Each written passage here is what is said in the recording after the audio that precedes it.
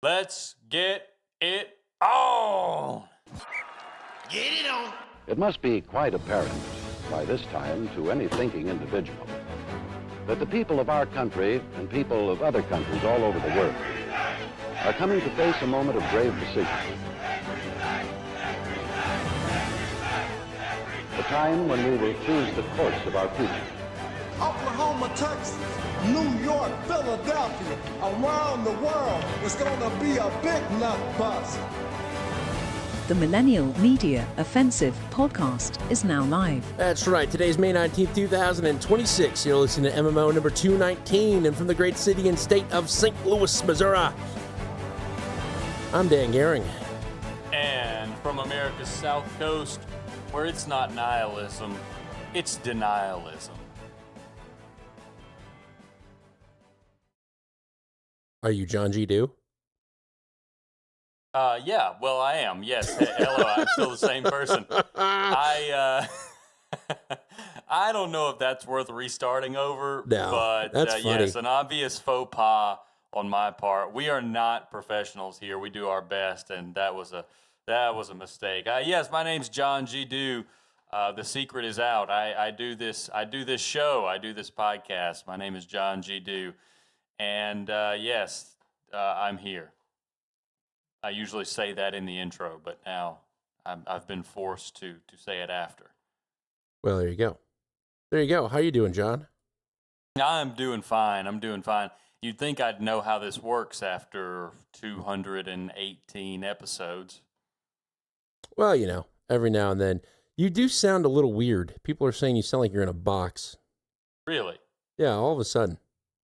Well, why don't, can you, you know what? What? We have taken a lot of things off of the wall in this room that I'm in, and I wonder if it's causing a little more echo.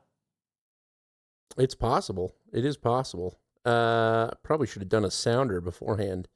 Well, why don't we just, I messed up, you messed up, why don't we just do a little sounder and start over if we can get it right? We'll do a little sounder. Okay. All right. Let's see. Check 1 2 1 2. I can actually hear it. I can hear the echo in the room with my headphones on. Yeah. Moving the threshold down a little bit more. Just go ahead and talk to me a little bit. Let's see. I wonder. Yes, 1 2 1 2 1 2. I'm trying to think if there's anything that if I could put a blanket on the wall or something to dampen the sound.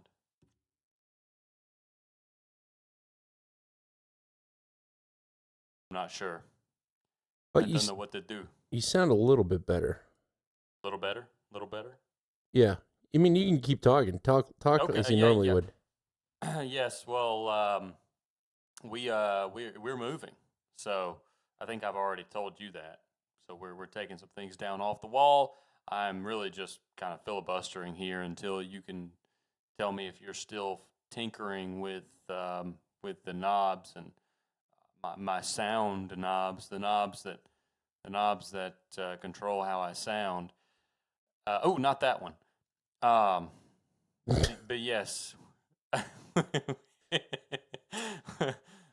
there's significantly less on the walls in the office / art / playroom that my daughter has taken over the course of 2 years, and I just borrow on Tuesday evenings.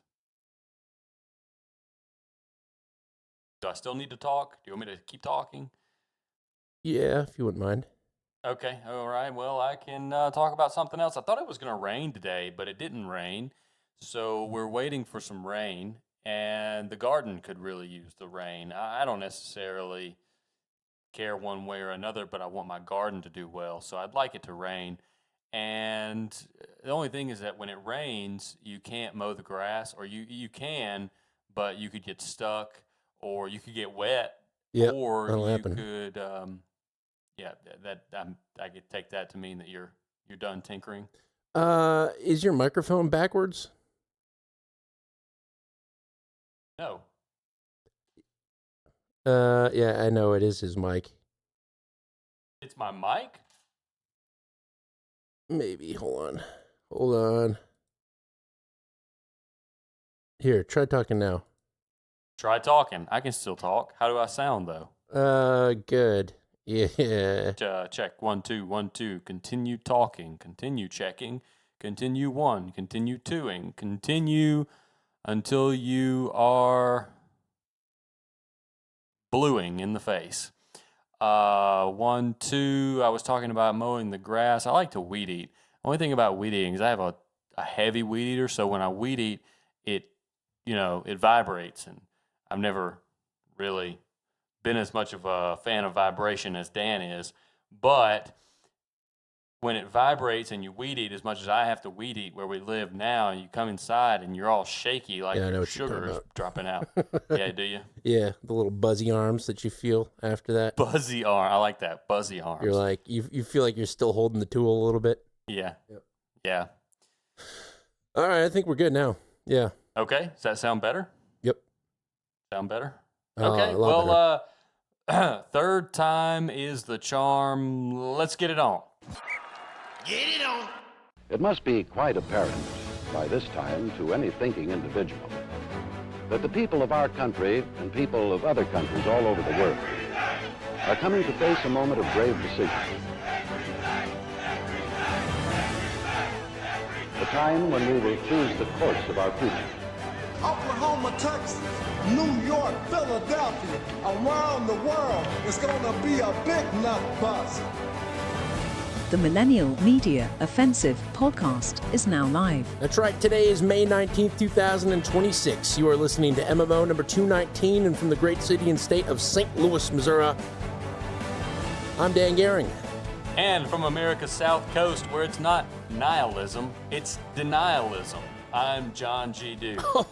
Oh, where do you come up with this stuff?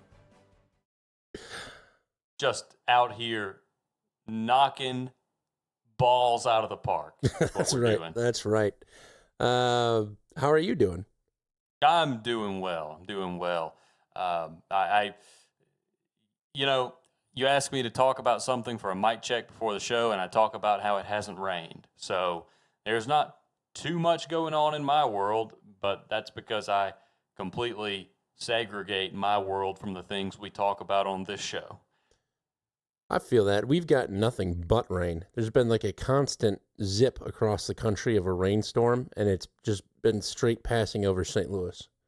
I've gotten so I think much we're rain. supposed to get some tomorrow. They had 50% today, but I think that was just in anticipation of it potentially moving faster than the models suggested. So it should be raining here tomorrow. Let's see. Yeah, the past. Harvested 102 heads of garlic the other day. Oh boy. So I need the rain for I need the rain for my wife's garden. She's the one that puts in most of the work out there. But You need some rain and some mouthwash with all that garlic. Padoosh. she said Beer she till said Tuesday. that's about as much garlic as we would eat in a year. Well, that's not true. She said that includes the sauces like marinara that she makes, Sure. and we do sell some of that. We got next time Elise does her next batch, she makes a killer hot sauce. We'll have to send you a mason jar full of it. Nice, yeah. Very heavy garlic too. Is it an actual hot sauce, and how does she achieve that viscosity of an actual hot sauce? Because we've always struggled with that. It so it's definitely not like Frank's where it's just pure water. There's a little bit of pulp in there, but it's not. It's tough. It is tough to get it. It's a lot of the vinegar and the fermentation process of it. I had a teacher. I remember when she did her first batch, she didn't know that you're supposed to put water in the gasser for the fermentation process. Oh yes, yeah, okay. So I remember knowing that from having tried my hand at making my own beer at one point. But that was about as useful as it was. But yeah, she nailed it. And then she puts it into a food processor afterwards. And she might add a little extra vinegar for the liquidity of the sauce. Sure. Well, yeah, I'd be excited to try it. I like hot sauce. Yeah, absolutely. Absolutely. I did my first full day with the twins from 7 a.m. to 7 p.m. getting them up and putting them in bed at night by myself on Saturday. I got a whole new respect for mothers out there. Oh my gosh. It is tough hanging out with 6-month-olds all day. Yeah. Well, you don't have much in common. I mean, you've probably got more in common than their mom does with them, but we both like sucking on stuff. There goes our PG-13 rating. All right, right off the bat. Damn. Sorry, YouTube. you just Oh, that's not bad enough for YouTube. Well, good. I'm glad you survived. I'm glad they survived. I'm glad everyone's still happy and thinks highly of one another, I'm sure. Yep. There's only one scary moment, and this is a good boy moment. I was changing Lucy's diaper in the nursery, and I put Teddy on a twin Z pillow on the couch. And as I'm changing her diaper, all of a sudden, Ralph is barking, and it's the tone of bark that suggests somebody has come into the house, like there's an intruder. And really, he was just barking at Teddy, who was about to roll off the couch, and startled him so badly that instead of rolling off the couch, he just burst into tears. So I was like, stopped him in his tracks. Yeah, good boy. That's awesome. What else? I was like, I need to get this dog a basketball ASAP. This could be a money opportunity. Amazing. There you go. Yeah, that's it. So weird news week. Lots of little bits of pieces of things that are happening all over the world. I think your theory on the hantavirus last week was well received by people. I got quite a few emails about that, effectively tying a virus and racism into one. I think that trend is continuing this week with a different possible disease. So that's a good follow up. And then, well, if you were really going to tie a virus and racism in, it wouldn't be the hantavirus; it would be the honky virus. But it was well received. And we've got a new virus this week, a new one on the horizon. And this is perplexing me a bit because I was pretty self-convinced that the hantavirus, which I'm going to have to fight myself not to call it the honky virus from now on, but the hantavirus, I was pretty self-convinced that the hantavirus was kind of this image of something that we had all gone through in the past to evoke certain emotions. And I haven't wrapped my head around the outbreak of Ebola yet, unless it's just a 1-2 punch kind of strategy, because this, from what I understand, and I only have a smattering of clips about the Ebola outbreak, specifically mine are about the American doctor in Germany, but this Ebola outbreak, quote unquote outbreak, has been going on from what I understand.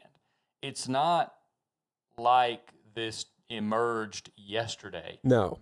But the reporting did. Well, it became concerning this week, apparently. Yeah, it's very concerning. Yes. Well, the World Health Organization met, and they had to talk about hantavirus, and then they're like, well, that's kind of over. What else can we scare people with? Ebola.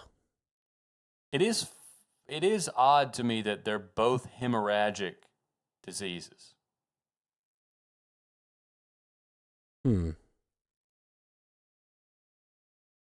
Hemorrhagic. That's a fun word. Pertaining or tending to a flux of blood, consisting or producing a hemorrhage, excessive discharge of blood from the blood vessels, profuse bleeding, a copious loss of something valuable. Yes, my portfolio is hemorrhaging today. I will tell you that much. Bad day for uranium for whatever reason, but continue, please. Well, I can tell you why, but we shouldn't go down that rabbit hole yet. We should put a finger on that page and come back to it, because we should stay on the Ebola train for now. The Ebola train is notoriously messy, but we're going to stay on it. Let's start with American Doctor CBS. Why Welcome back. An American doctor working in the Democratic Republic of the Congo has tested positive for Ebola and has now been evacuated to Germany for treatment. Meanwhile, the Centers for Disease Control and Prevention issued a travel ban on non-citizens from 3 African nations. The death toll in the DRC has reached at least 131, and that's from more than 500 suspected cases. The Africa CDC says there's also been 1 death in neighboring Uganda. Earlier on the CBS Morning News, I spoke with Admire Niate. He's a disaster risk management coordinator for the International Federation of the Red Cross. And he says about 300 volunteers are on the ground there now, but sparse funding has weakened the response effort. We're all aware that there is no approved vaccines. We're all aware that there is no treatment whatsoever. So everybody is afraid. But we are humanitarians. Our job is to make sure that we assist the government reach out to the communities and make sure that we coordinate all our efforts with other partners. CBS News medical correspondent Dr. Celine Gounder is with us. She's also the editor-at-large for public health at KFF Health News. And you were also an Ebola aid worker in West Africa during the outbreak from about a decade ago. So we really appreciate you being here on this. What can you tell us about the American doctor who was infected and the circumstances around that? Yeah, so an American missionary doctor, Dr. Peter Stafford, he's a surgeon trained in burn treatment. He's been working at this hospital in Bunia in northeastern Congo, and he tested positive yesterday for the Bundibugyo strain, or species rather, of Ebola. 6 other Americans have been evacuated with him to Germany. His wife, their 4 children, and 1 other missionary doctor that worked with them. The adults are both considered high-risk contacts. So Dr. Stafford's wife is an OBGYN, where you also have huge exposures to bodily fluids. None of the 6 contacts have symptoms. Only Dr. Stafford had symptoms, but everybody is being monitored. Bundibugyo. Is that it? Yes. Bundibugyo. Sounds like some sort of weird juggling that a white guy with dreadlocks would do in the parking lot of some concert.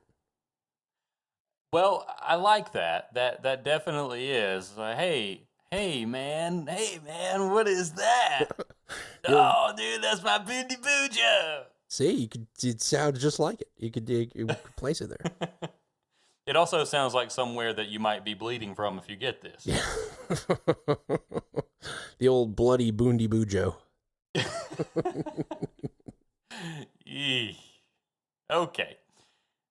I'm going to read something for you. Actually, no, I'm not. I'm just going to tell you. This Ebola species is not airborne. It spreads through contact with infected bodily fluids. And the origin is believed to be a spillover event from, guess which animal? The pangolin. Bats. Your head's in the right place. Bats, yes, okay. Bats. Perfect. Into incubation of 2 to 21 days, early flu-like symptoms, severe cases progressing to vomiting, diarrhea, rash, unexplained bleeding, shock, and organ failure. Let's see here. Let's continue with this. Let's continue with the clips. And this is again from CBS. And let's discover, it's funny. You get these people and it's like, oh, this is a terrible disease. Now get on this airplane and go to another country, but be sure not to spread it. Right. So why Germany? Why is this guy sent to Germany? Let's find that out. So, Dr. Gatter, why are the 6 other Americans being evacuated to Germany and not back home to the U.S.? We don't fully know. The CDC has said that it's because the flight time to Germany is shorter than coming back to the United States. Sure. Germany does have experience treating Ebola patients going back to the 2014 outbreak. That said, the United States has 10 or so sites, biocontainment units around the United States. Bellevue, Emory, and Nebraska Medical Center all have experience managing Ebola patients, although right now University of Nebraska Medical Center is full with the hantavirus-exposed patients from the cruise ship. Full? They're full at 6? Are you kidding me? A different healthcare response positioning from this administration, but we do now have a CDC travel ban for non-citizens. Explain the logic there. Yeah, so they're using a law called Title 42 to block these non-citizens from entering the U.S. And already, actually, there were restrictions on travel from Sudan, DRC, and Uganda. So whether this is actually going to add much more beyond the restrictions that were already in place is unclear. There's also a disconnect with how Ebola actually transmits. That's meant really to be for infections like COVID, which was actually used during COVID to expel some 3 million migrants over the border. But that is an infection that is transmitted when it's asymptomatic, so before people have symptoms. In this case with Ebola, you can't transmit until you are symptomatic, and it involves direct contact with bodily fluids, not through the air. The other issue with these travel bans is, one, it discourages countries from reporting they have an outbreak because they're worried about the repercussions in terms of the economics. Two, you drive people underground. So instead of taking, say, a direct flight back home, they might travel over ground and then connect in different places to obscure where they're coming from. That makes it harder for authorities to actually identify high-risk people. And then finally, it makes it harder for healthcare workers to get into the region to respond and help with the outbreak. All right, Dr. Gounder, so much good info there. Thank you so much. Thank you, Doctor. We're not really sure why they went to Germany. Yeah, basically, that she said we don't know in the very beginning and then just kept talking. Yeah. Now, this is not surprising that the outbreak is happening where it's happening. But don't we have Americans and American companies on the ground exploring mining rights in the DRC? I believe so. It was yeah. I was, whenever you said mining, I immediately thought diamonds, like blood diamonds. But yeah, rare earth, I think, was part of a deal for settling Rwanda DRC conflict. Yeah, I think so too, but I'm not sure if we actually have Americans on the ground for purposes of prospecting and developing mines, because soon after that was all struck, fighting continued. So I'm not sure they ever actually went. Let's see. The Democratic Republic of Congo has signed a mining exploration agreement with Cobalt Metals, a company based in the United States, making a vital collaboration aimed at enhancing American investment in the DRC's critical mineral sector. This is an article from Mining Focus Africa from July 18th, 2025. And I don't see anything about a timeline, but there's a real possibility that there are Americans there under this auspice that could be traveling back. Now, the saving grace of all this is that it is spread through bodily fluids, it's not airborne. So, if those American minor speculators come back with Ebola, we'll know they've been very naughty boys. In short. Well, you could assume that, but that may be a little unfair. You know, did you hear about the other outbreak in Ghana? I don't think so. Yeah, apparently a lot of people are getting gonorrhea. Hilarious. Sorry. I'm not. They're trying to push the Ebola outbreak at the World Health Organization too. They're like, they've declared it a global health emergency, even though it's only taking place in Africa that I know of.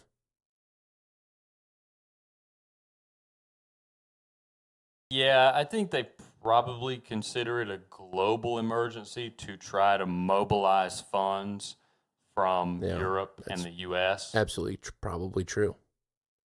Good point.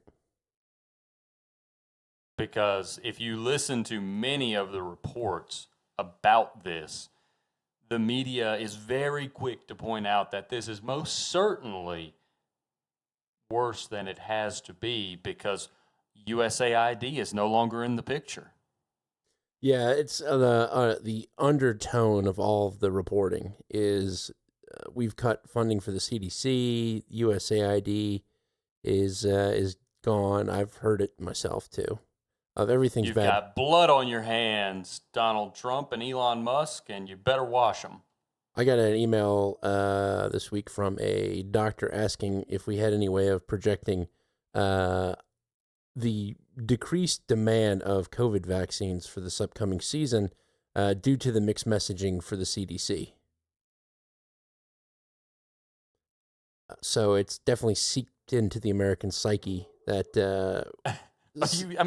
You had a golden opportunity there to respond with, are you asking us to give you a projection for the decrease in demand?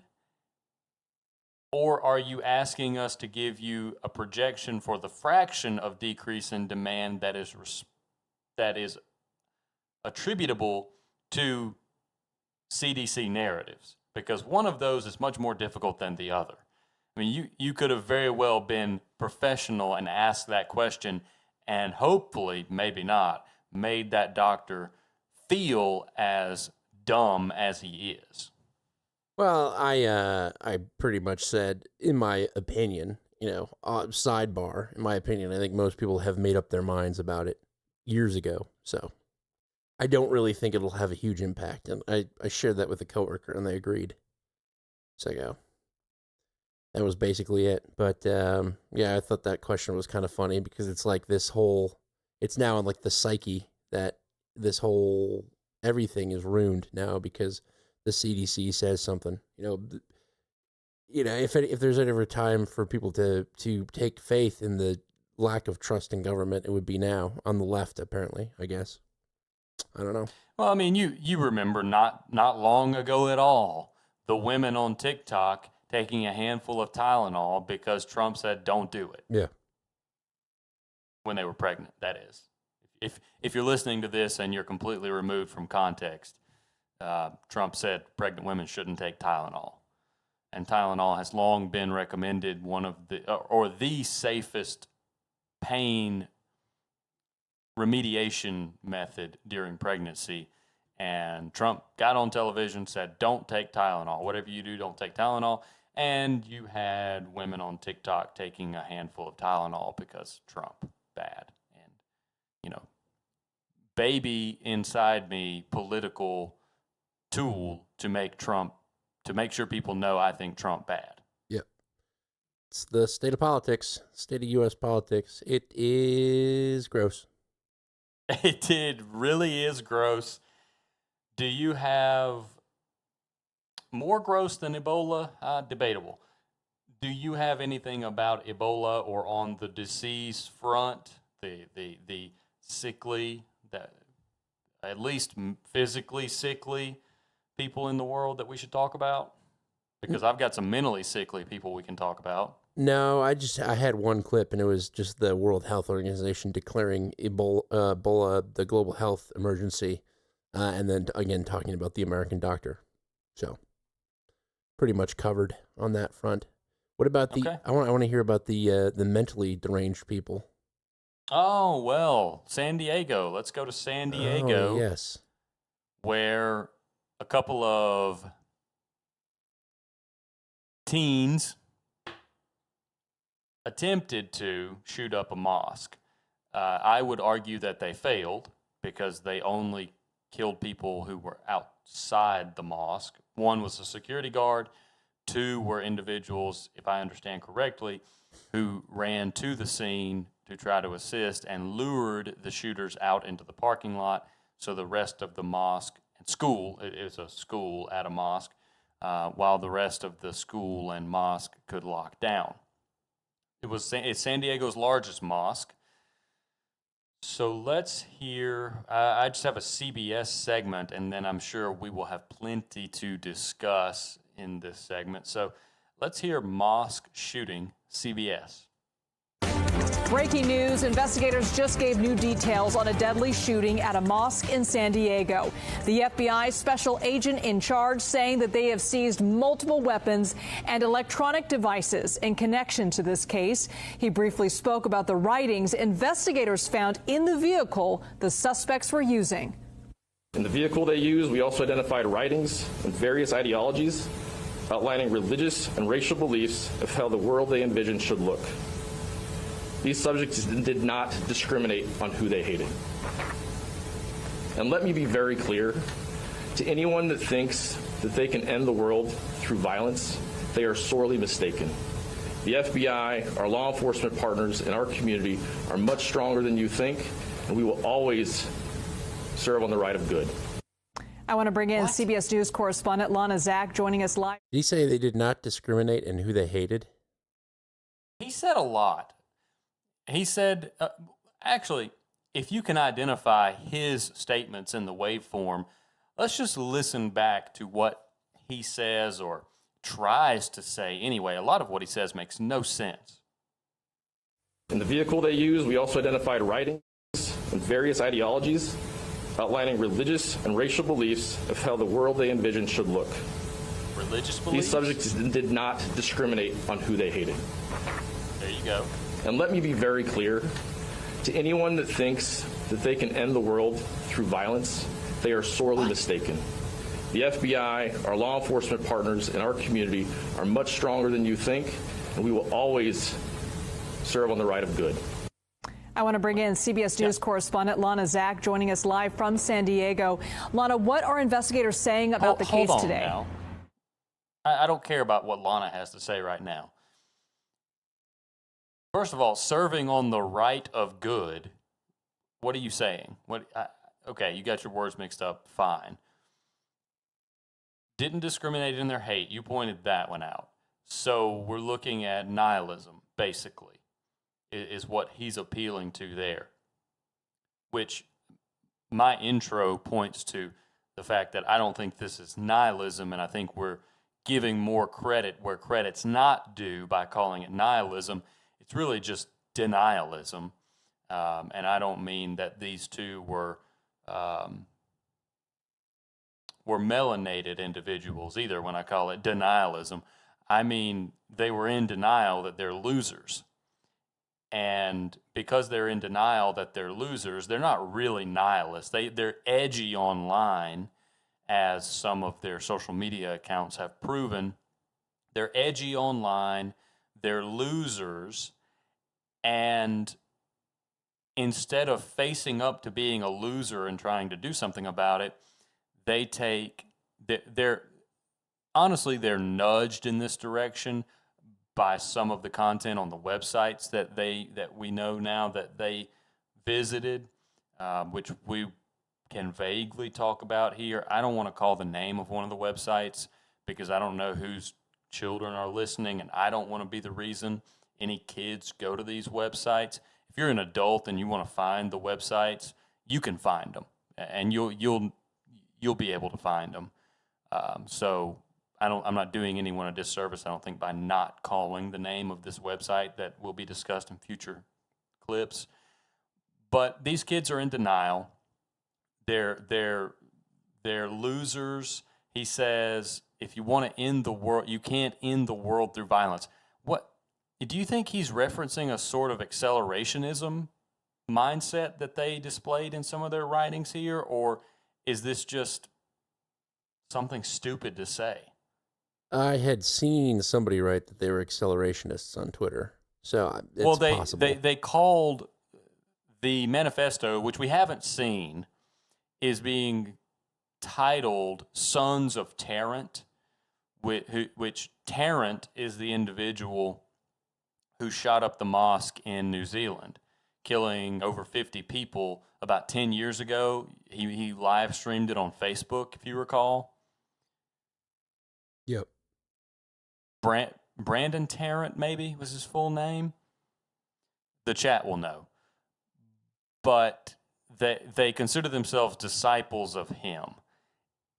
And again, they don't have any, they've realized, they come to this realization that they don't have any worth as they stand in the world.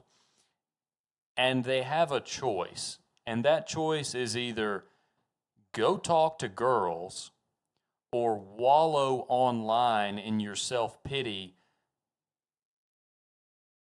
and gaslight yourself into thinking that that's the cool thing to do, that that's the best course of action because nothing else, you can't change anything anyway, so why would you even try? It's much more close to a form of denial than actual nihilistic philosophy, which is why I say I think we're doing a great disservice both to the philosophy of nihilism and the pedestal that we put these people on who do these kind of acts when we attribute philosophies like nihilism to them. It makes them seem like they've really thought about these things. They haven't thought about these things. They're just disgruntled, and they don't want to take responsibility and go talk to a girl or go get a job that actually they enjoy, or just they don't have the balls to leave somewhere where they're not having fun.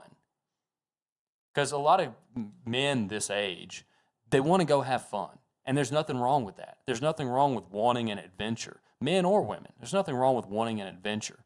But you got to have the brass to actually take the first step and go have an adventure. But instead, you get on these little niche loser websites and you let people tell you that nothing matters and, oh, you're actually philosophically very, very advanced if you realize that nothing matters and there's nothing after you die. Yeah. And if you actually bring people to suffering when you decide on your terms to go out, that makes you transcendent in some way. You believe this, and you end up in this position that these two are in. Or, well, they're dead now.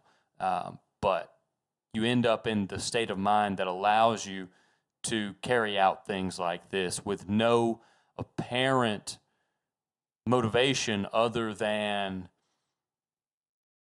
this is a soft target. So let's go cause some tragedy and then refuse to live to see it out. Right. They killed themselves. I unfortunately they did. saw that. Did you see? Shouldn't go out looking for it, but I saw it was all over X, the video of them ending themselves, which is way too frequently available. Like, I mean, I remember 20 years ago, you used to accidentally stumble on those videos on the internet and be like, holy shit. Now it's just like every other day you get to see it online, and we've talked about this potential psychological impact of it, but I found this post from the AF Post, and I think it probably summarizes pretty good what you were saying. The San Diego mosque shooters, Kane Clark and Caleb Vasquez, released an online manifesto and video stream detailing their neo-Nazi accelerationist ideology. Their universal enemy is repeatedly mentioned as the Jews. The pair denounced Republicans, leftists, Jews, pagans, Muslims, transgenders, conservatives, Donald Trump, black people, other minorities, women, and even Nicolas Fuentes both claimed that there was no longer a political solution to solving the country's issues and praised many mass shooters. The pair said their motive was a race war, mentioning the Turner Diaries, and were sympathetic to white pride, even though neither of them were white, but called the white race their religion despite siding with Christianity. Pair murdered a security guard, two other people, before showing a video of them committing suicide, which was being streamed on a Discord call and was later uploaded online. The 75-page manifesto mentions hatred against a broad range of groups, mentioning that they were also anti-capitalist, anti-tech, and considered themselves eco-fascists, decrying the rise of big tech and J.D. Vance as a Palantir ally. Their ideology most closely aligns with terror groups like Atomwaffen Division, Terrorgram, and other neo-Nazi accelerationist-inspired groups. So, maybe this is what the guy had in mind when he said they didn't discriminate in their hate. Which is a dumb way of saying whatever he said. Well, you have to... I don't think the media quite knew how to handle this off the bat. I think they're really spooked by the amount of content that is indiscernible because of AI. So I think they're being really careful about how they report things. But you can, now that we've seen some of the video and some of the writings and the things that you just detailed, this is going to be framed as absolutely another Brennan Tarrant-esque attack, which it is, but it's going to be used to fuel the boogeyman that is the hard right, the American ethno-nationalist right. And you can't get away from these things being politicized. You just can't. They're going to be politicized. It happened instantly. There's a guy that was like, part of me wonders if there was a white supremacist angle because they killed a gardener outside that had no connection to the mosque whatsoever, but he was a brown person. And so it was instant, like while it was, just happened. And this is what they're online saying. And then this manifesto comes out where he decries, apparently they don't like Trump either. So that's going to be a hard sell. But I think the general right-wing ideology is going to absolutely be politicized. What if this gives Trump the leverage to actually go after the rogue elements of his party? You've seen his attacks on Thomas Massie. Trump is too focused on getting the Iraq war or the Iran war done before the 4th of July to do anything. That's really all he's focusing on. I'll tell you that much. I don't know. Something tells me that Trump is going to use this to put Democrats in a tough spot because you know how we talked about how Republicans should adopt some of the Democratic narratives and advances like packing the court to undermine Democrat momentum, basically. What if this is the issue? I mean, what if he actually says, hey, Democrats are saying that right-wingers are a problem. Well, let me take care of that. And now let's see what they attack me for.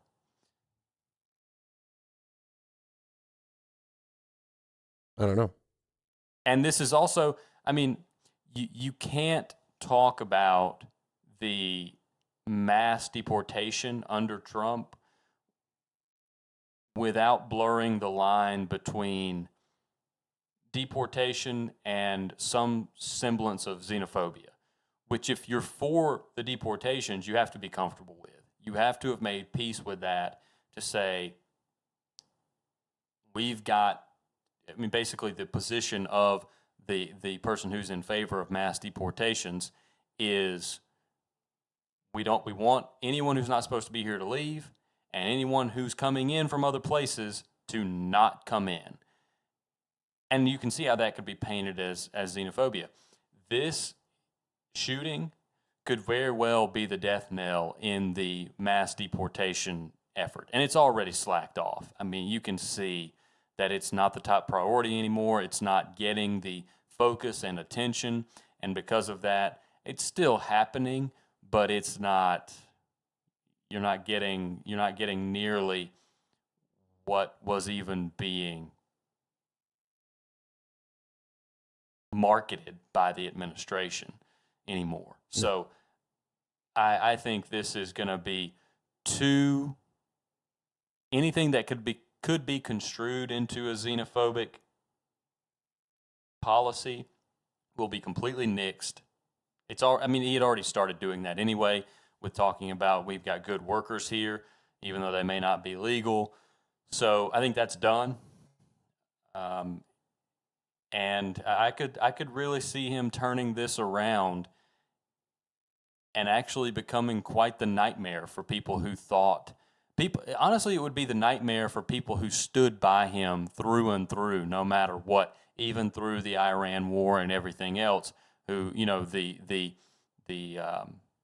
God Emperor Trump people, trust the plan people, because most of them are the most far out right wingers, the ones who stuck by him the closest. So it would be seen as an epic betrayal, I think, anyway, if he actually uses this to flip a Democrat talking point. Well, maybe it'll have the Tylenol effect. The Democrats become the ethno-nationalists. That's right. These minorities are great. No, they're not. They're ruining our country. That would be great. That would be great. So, let's... you mentioned the Iran war, and I don't have any clips about Iran tonight. You said something that interests me, though, that you think all of the effort for the administration is being put into ending this. Do you have a larger segment for later, or do you want to kind of open that can of worms? No, it's just been my general thing is that Trump is focused on the Iran war, and he's really not focusing on a whole lot of other things, period. All of the promises and whatnot, it's just all gone into the Iran war and ending the Iran war and maybe sinking Cuba. That's it. Yeah. Okay. Well, let's continue with these clips. This is still from the CBS segment, and it's the investigation. All right, I want to bring in CBS News crime and public safety producer Anna Schechter. Anna, we spoke yesterday after this event, 24 hours after the shooting. We're learning more about the alleged shooters and an estimated timeline. So where does the investigation stand now? What is law enforcement focusing on today? Well, they're looking at writings that they found from these two teens where you heard in the soundbite earlier, they did not discriminate as to who they hated. I have reviewed the writings that investigators are looking at, and it's just they were wallowing in this dark place of nihilism, hateful language towards Muslims, Jews, women, really the gamut. And it's just so sad. Is she Middle Eastern of some sort? I'm not sure. Just the way she said, I'm not watching the video. She said Muslims, Muslim. Like the reporter that's like, and then Tony Hinchcliffe said Puerto Rico was a floating island of garbage. Yeah. That in this day and age, you have gore websites that teens go to, and they believe that these teens have been visiting these types of gore websites, and so they're looking into that online history. There's also a video that our sources have reviewed. We have not at CBS News screened the video yet, but they live streamed this attack, reminiscent, remember, about 10 years ago in Christchurch, New Zealand, a white supremacist live streamed his attack on a mosque in Christchurch, New Zealand, and it was very deadly. So it's sadly a classic case of young people who fall into this world. They're radicalized online. So this part of the investigation is very much underway, and we are following where our sources are going. We're being a little bit careful about how we characterize it. One of the writings that we've reviewed looked like it might have been AI generated, so we're still reviewing that as the investigators are also reviewing these materials, Liz.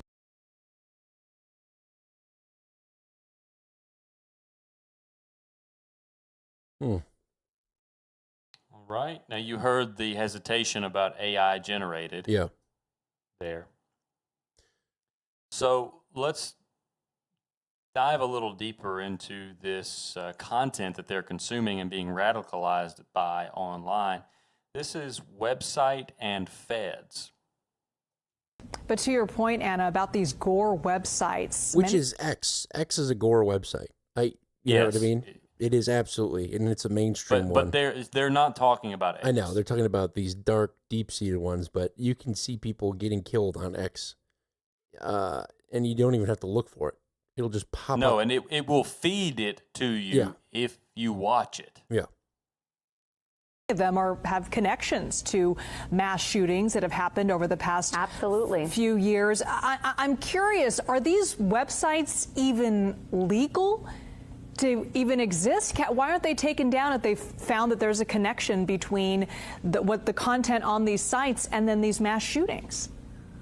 You know, I asked an investigator this very question just 8 months ago, right after a mass shooting at a school, and the FBI had actually been flagged to that shooter's hateful rhetoric, and that shooter had also visited the same Gore website that my sources are telling me that these two teens visited.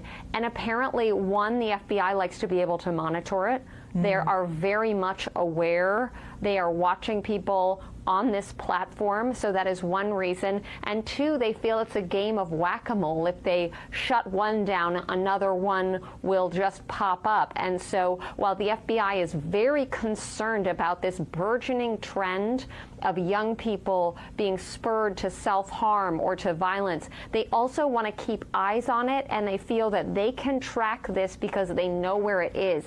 This is a very interesting nuance in how our law enforcement and intelligence agents who track this are working, Liz. Maybe they could use it to potentially thwart another horrible event that we saw yesterday. All right, Anna Schechter, thank you so much.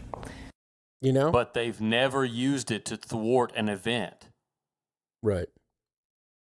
Maybe we can use the European age verification app here in the United States.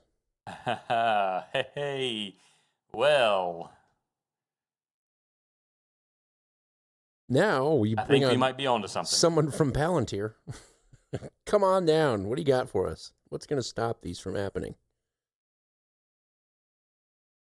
Yeah, I think you're right.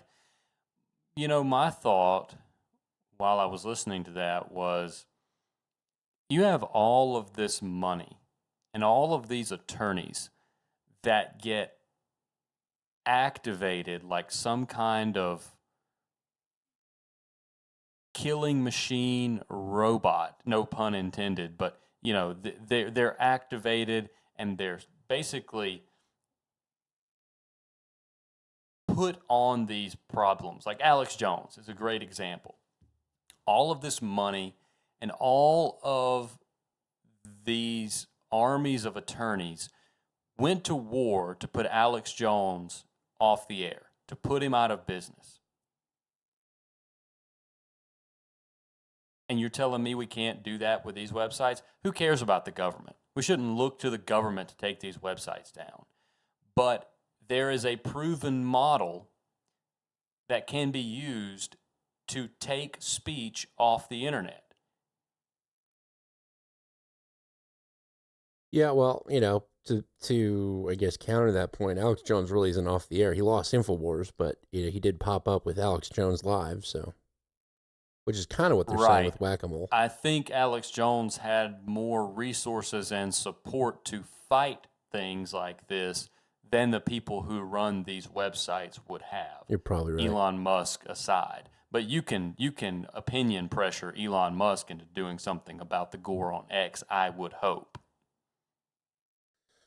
It's not, you know, and it's not the fact that these are available on X. It's the fact that they're seemingly actively pushed in algos to you on X. You know what I mean?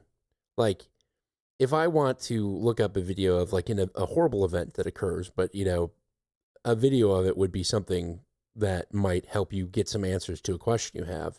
That's one thing. But it's another thing to open up X and see a guy put a bullet in his head.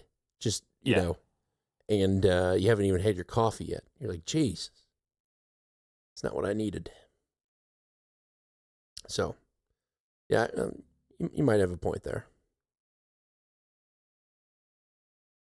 Well, I think it would be a worthwhile endeavor to try to start you could use the existing structures. You start a nonprofit, You raise money, and your stated goal is to pressure harmful websites to shut down. And you pressure them with lawsuits.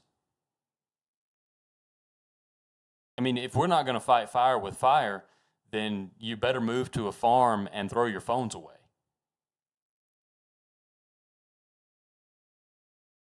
Right. Because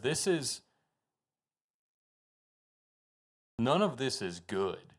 There's not a sliver of good in any of this. Well, and I think that pessimism is what led them to do this outlook of the world. And I don't know, how do you fix that?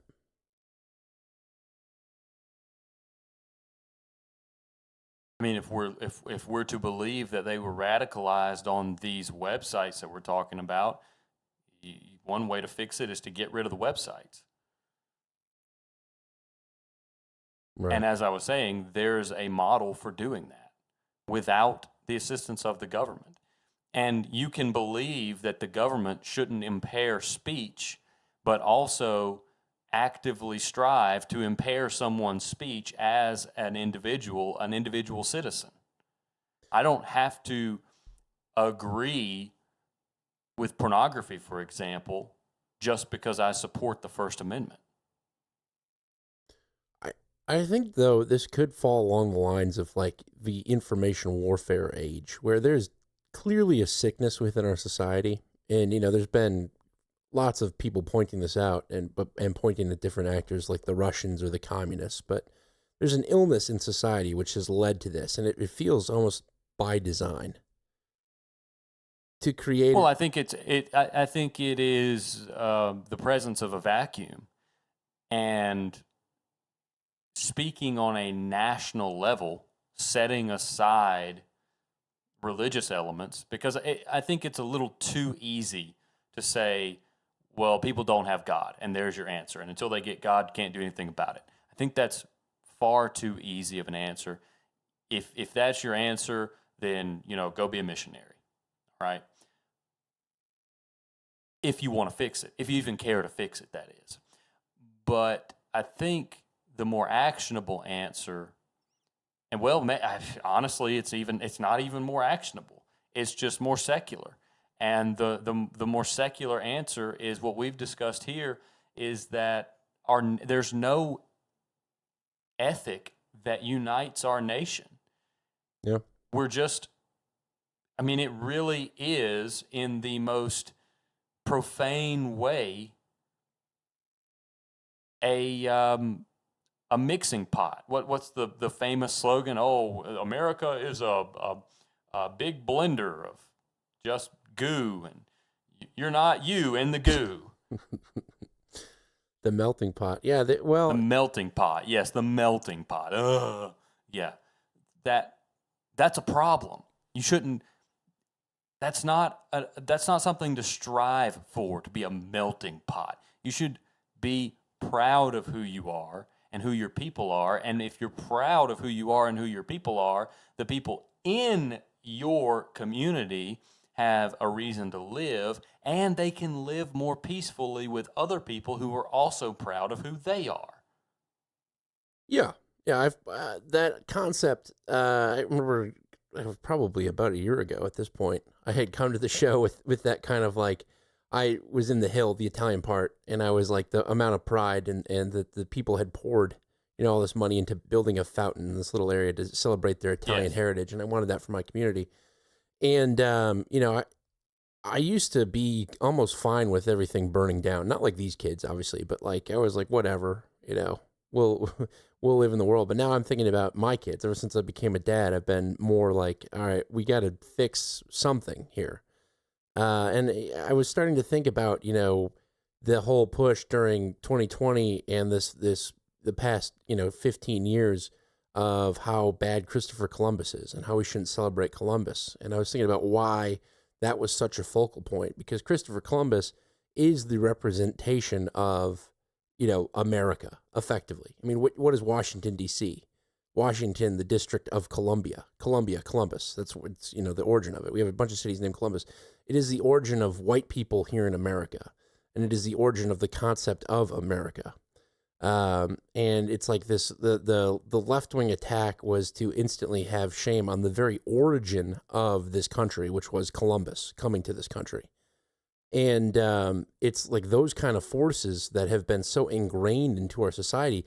And, you know, it's very easy to say, oh, Christopher Columbus was a bad guy, and to get everyone to agree with that. You know, you say that out loud, but to not really understand the symbolism behind why people dislike Columbus, or why disliking Columbus is such an important thing, is because he is the symbol of America, more or less, the discovery of America to the Western kind of European ideology.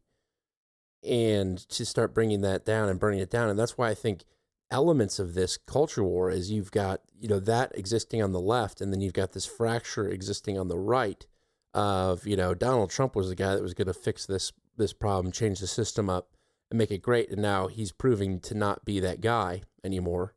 And it's just like it creates now this emptiness of there is no hope. And then you have people like this that rise up. But I think those feelings and that ideology and that effect that it's having on society are being driven by outside forces.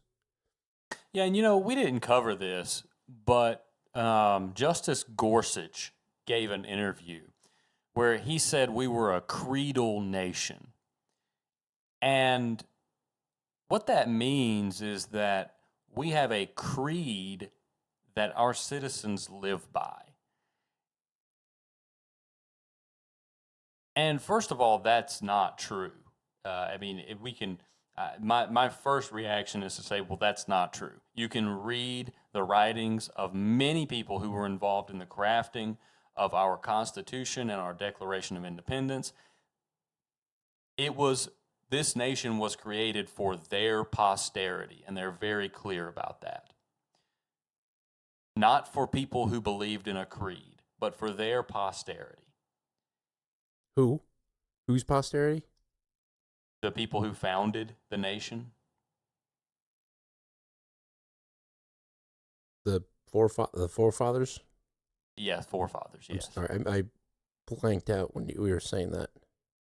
Yes. So he states that America is a creedal nation, and you could argue that America did transform into a creedal nation, primarily over the course of the late 19th, early 20th century, that it transformed into a creedal nation. But if that's the case, if we truly are a creedal nation, what creed are we asking people to uphold, and what is the consequence if they don't? To me, there is no consequence if you don't hold up some creed. But that, you know, you made me think about that, and think about the despair and how that despair can be amplified when you have people saying, oh, this is what our nation is. And as a young man who maybe is uncomfortable talking to girls and maybe would take pride in your nation, but when you tell him that this is what our nation is about, that doesn't resonate. He doesn't care about that. He doesn't care about whatever, fair housing opportunities. You know, who cares? That's not motivating to a young person full of energy. What's motivating is a goal.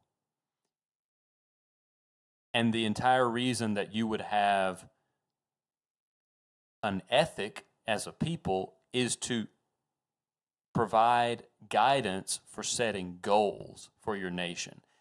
And back to, I'm just circling back around to my point, but we don't have that.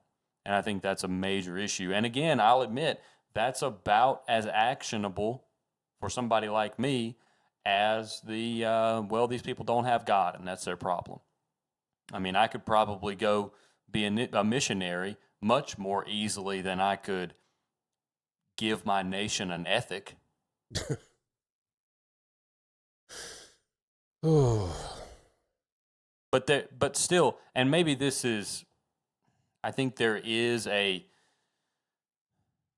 I don't want to say there's a genetic component to it, because I'm not sure that there is, and it's really hard to scratch down to the genetic level when you have so many things that influence who a person is as they live. But some people are just averse to falling into a depression about things like this. And that's how I feel about it. I could never be ultimately pessimistic about the place that I live. I think I'm incapable of it. I think I would have to have a complete rewiring of my brain to be capable of feeling that way. And I know that that's not the way a lot of people feel. And that's why you have the people that will look at you and say, "That's crazy, man. Did you catch the game?" Because they will fall into that helplessness if they actually try to care about this stuff and find out just how bad things really are. Well, I mean, half the country's depressed right now. They think, the world's ending just because the guy on the other team got elected. And then there's some percentage of the right that acts the same way when a Democrat gets elected. And I'm not immune to that, but I would say full on depressive. But it's tough to find any sort of way forward when you got this shit going on, and you've got these kids now, this nihilistic kids who have actually been taught in their elementary school that America's nothing to be proud of, period. And then, they're like, well, your teachers are full of shit. And so they go home and they research and they find their heroes, and their heroes are disappointing. And then, it's just like this constant downfall of, well, now there's no options. We can't fix this. So we might as well make a publicity stunt and shoot up a mosque and then shoot ourselves in the head. And at least then somebody will remember our name for a little bit. Yeah, because why would you seek glory in the traditional sense of seeking glory if your name is just going to be drugged through the mud and used as an excuse for the ills of the world? Right. It's way. I don't want to be adventurous like Columbus and do unique things if I'm just going to make the world worse. Right. It's a lot easier to tear stuff down than it is to build it up. And we are constantly reminded of that time and time again. 2020 BLM riots, just creating. We used to have a high trust society. I'm verging dangerously close to some Nick Fuentes talking points here, but we used to have like a high trust society, right? You could leave your door unlocked. You didn't have to worry about stuff getting stolen off your porch. We used to live in a high trust society, and we're such a low trust society now. And part of it is because of this non-shared ethic, non-shared vision of this is how you behave, right? This is how you act. This is how we achieve something. Yeah, this is how we behave in public. This is how we as a society, this is what we value. These are our morals. It doesn't exist anymore. And people, you feel isolated. You feel isolated from that. Something I've noticed, and this might be weird, but these kind of like these white supremacist people, a lot of them have these Hispanic last names. And so like, they're not even fully white. You know what I mean? Yes. And so I think they feel even marginalized from the group that they're trying to be a part of. And so it's even further. You never hear of this guy that grew up in a big Italian family. God bless it. As soon as I came up with that, I thought Luigi Mangione. But you know what I'm saying? Like people that have some sense of belonging within a culture, right? I will say the United Healthcare assassination. Well, I don't even want to call it an assassination because I don't think corporate status justifies using assassination. The United Healthcare murder is different than shooting up a mosque or a school. There was a little bit more to the ideology or the thought process behind Luigi Mangione, and there was more symbolism behind it. Not a good thing. Don't do that. And I remember when it happened, we said, don't shoot people. Come listen to our show instead, and we can talk about the things that you're feeling. Yes, marginally less senseless. Right. So, but what I'm saying is, when you have that cultural connection, that group, that sense of belonging, you don't do stuff like this. Because that's not how you because act. You don't want to harm your group. You don't want to bring shade on your group, but that's also, you have a set of morals, you have a set of rules, you have a set of cultural beliefs that you don't do this stuff. And when you don't have that, when nothing matters, when there's no morality, there's no heaven above or hell below, what's even the point? Well, I'll tell you, I haven't become a missionary. And I'm not running for public office, but I am doing this show, and I will share with you some of the things that I have started doing rhetorically in my day-to-day life to make people think about what they're saying, because a lot of this, we're in the ravine, and we're looking up where we came from, and we don't remember getting here, but we know that we're here. Does that make sense? Sure. And now we realize we can't fly. You can't just snap your fingers and transport or fly back up to the top where you were. You actually have to crawl back out. And we're in the place where we have to crawl back out. And it's going to take every bit of our effort to crawl back up that hill. And I'll share with you some of the small steps that I'm taking to make people think about the things that they say, because of a lot of this place that we're in, this ravine of denial and apathy it's ingrained even in our language, okay? And you can see it in some language outright. You can see it other times through using language of the people who hate the things that built this country. A great example is a gender reveal. Stop it. Stop saying that.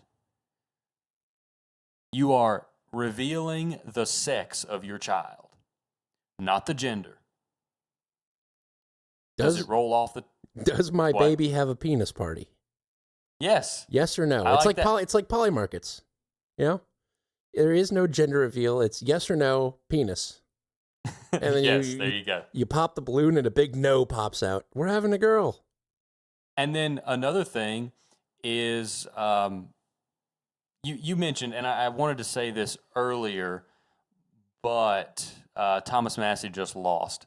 But anyway, you mentioned when you have this ethic, when you have this community, you said, we don't do that. I tell my daughter that.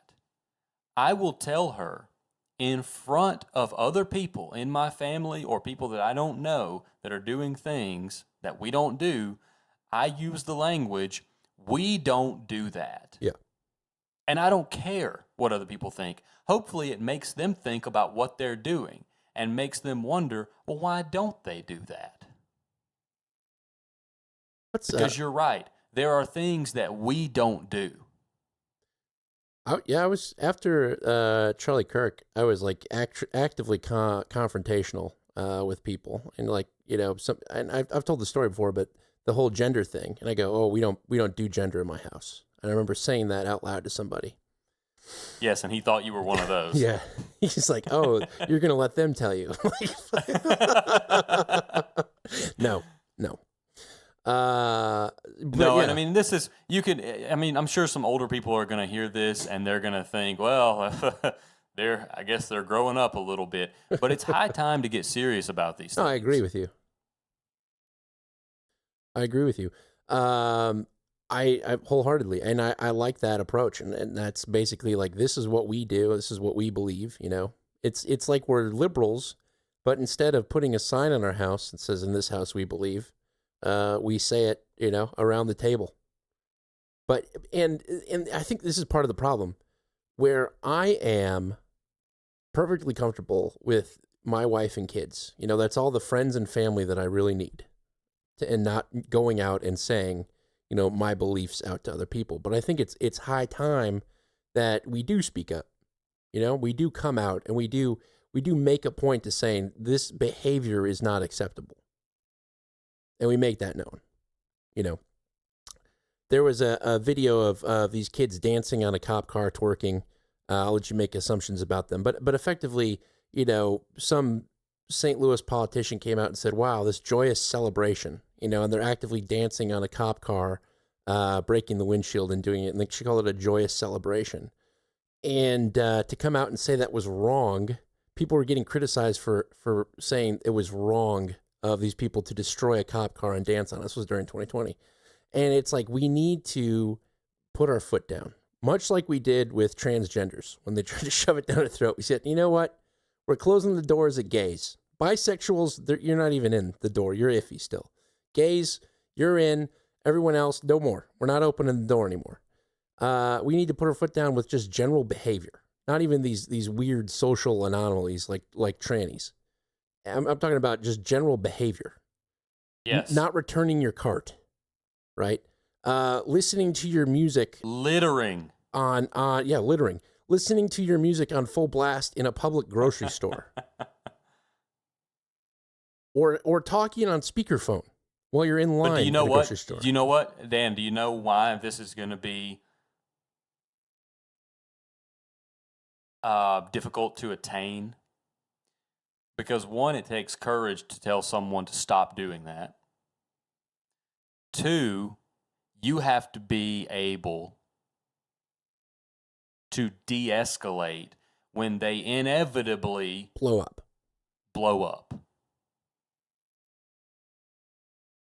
Well, I do carry and I don't mean de-escalate by apologizing. No, yeah. I carry a de-escalator with me everywhere I go.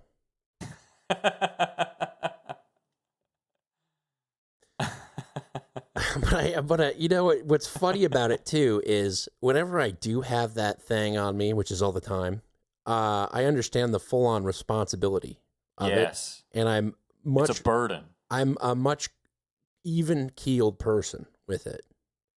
I'm never am I incredibly angry with it on. There's been times where something in traffic has happened and somebody has made a gesture where I have opened the glove box. But I never reached in the glove box, right? I never reached in the glove box and pulled it out. So, and it's center console, sorry. Don't make me de-escalate you. That's right. That's right.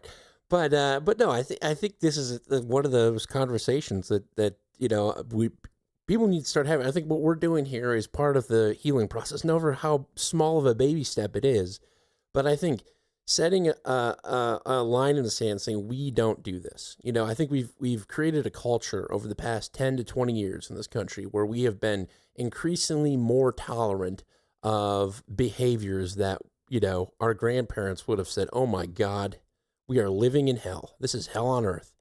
And it gets to the point. Well, to give a little bit of grace to the people that commit these acts that we're sitting in the wake of today, it feels like hell on earth sometimes. Right.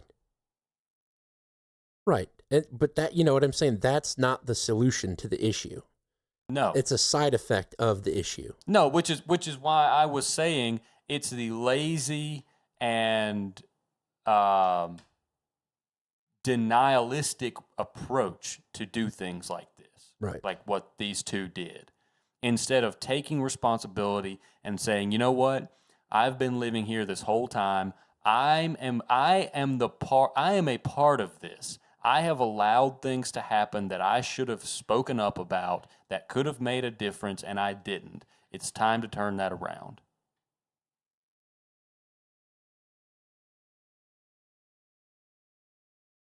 Yeah, I think we need. We need roving bands of ultra peaceful behavior Nazis. No.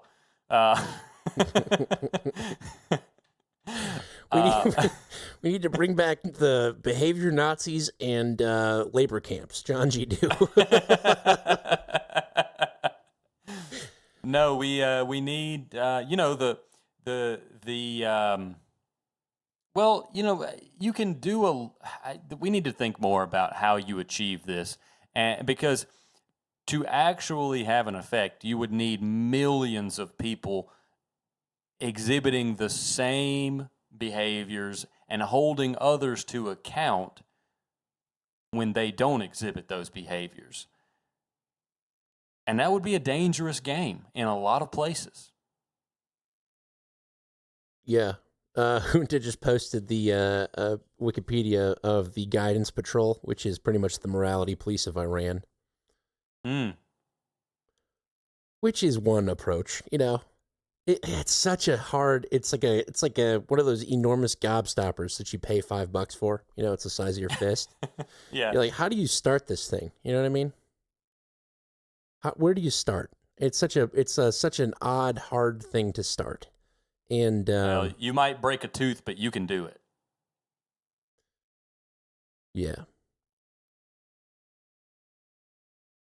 Yeah, I think this is something we should discuss further, even if it's offline, because it's something that has to happen. And the hard reality may be that it's just an individual effort, and we talk and write about our individual efforts and the results until it gets attention and more people start saying, that sounds like a nice way for people to behave, and I wish people would behave that way around me.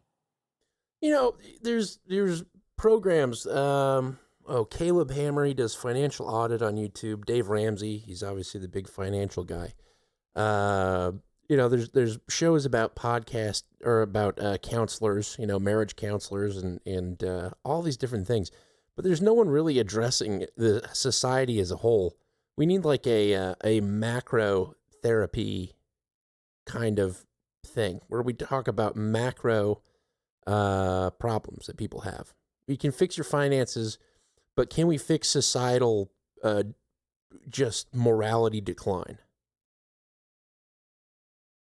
Well, I think you're getting into the territory of AFR programming, American Family Radio.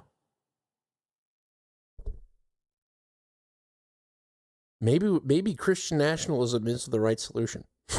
Maybe we really have to go that way. I'm thinking about it. I might have just become a Christian nationalist here on this podcast. I mean, look at China. China doesn't have these problems, but they also don't have freedom. Yes. Notable example of Christian national is China. No. I'm saying just the general sense of patriotism, because if you don't, you die. I heard what derailed Trump's meeting with Xi is when Xi shook his hand, looked him in the eyes, and said, "Christ is king."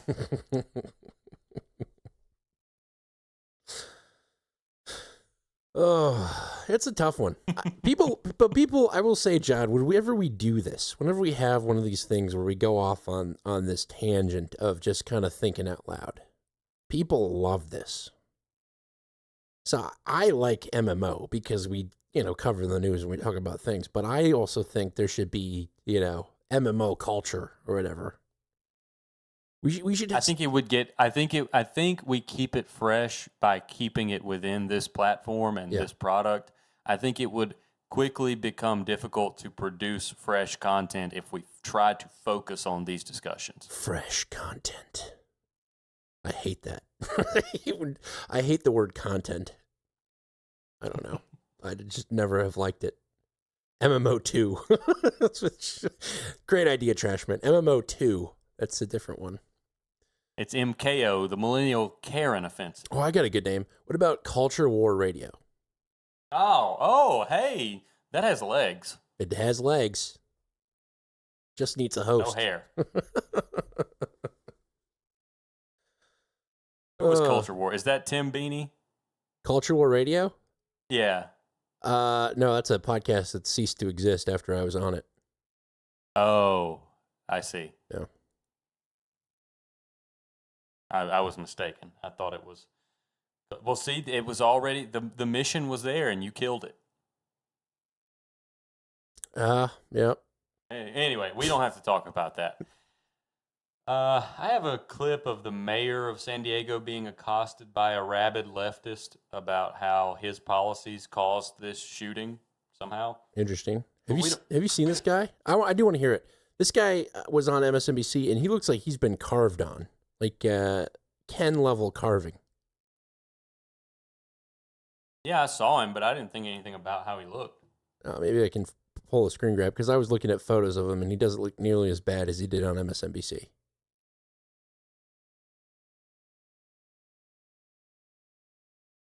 But Mayor accosted... This clip does have a language warning, by the way. Okay, here we go. Thank you. Fucking direct result of your leadership! Your leadership! Our Muslim brothers and sisters have been talking to you for how long? You have to fucking listen to them, Todd. Just like you did tonight. It's golden science propaganda. And you'll keep doing it as long as it lines your fucking pockets, won't it? Show something. Worse approval rating than a fascist dictator with shit in his pants.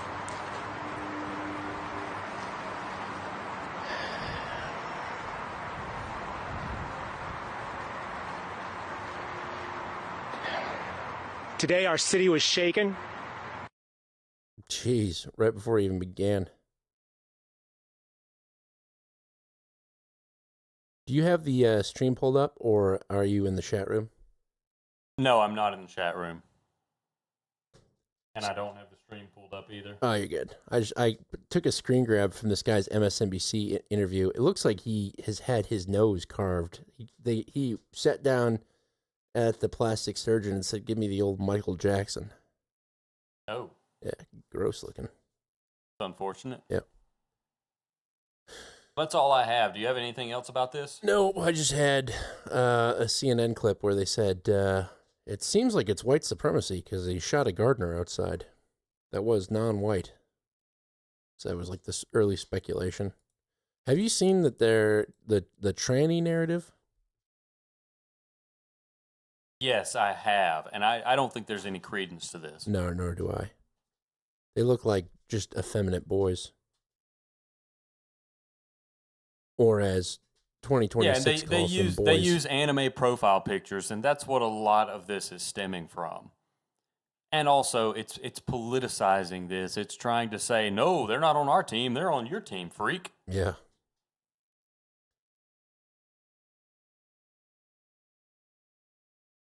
Well, we beat that one to death, that's for sure. Yeah, I think so. Now, since we're talking about gloom and doom and crime and other things, I want to contrast and compare two crime stories from around the country. The first in the crime folder is Chud, News 2. All right, yep. The man known online as Chud the Builder is facing attempted murder charges. Investigators say a fight outside the Montgomery County Courthouse this week led to gunfire. Let's go to News 2's Jaxie Pigeon.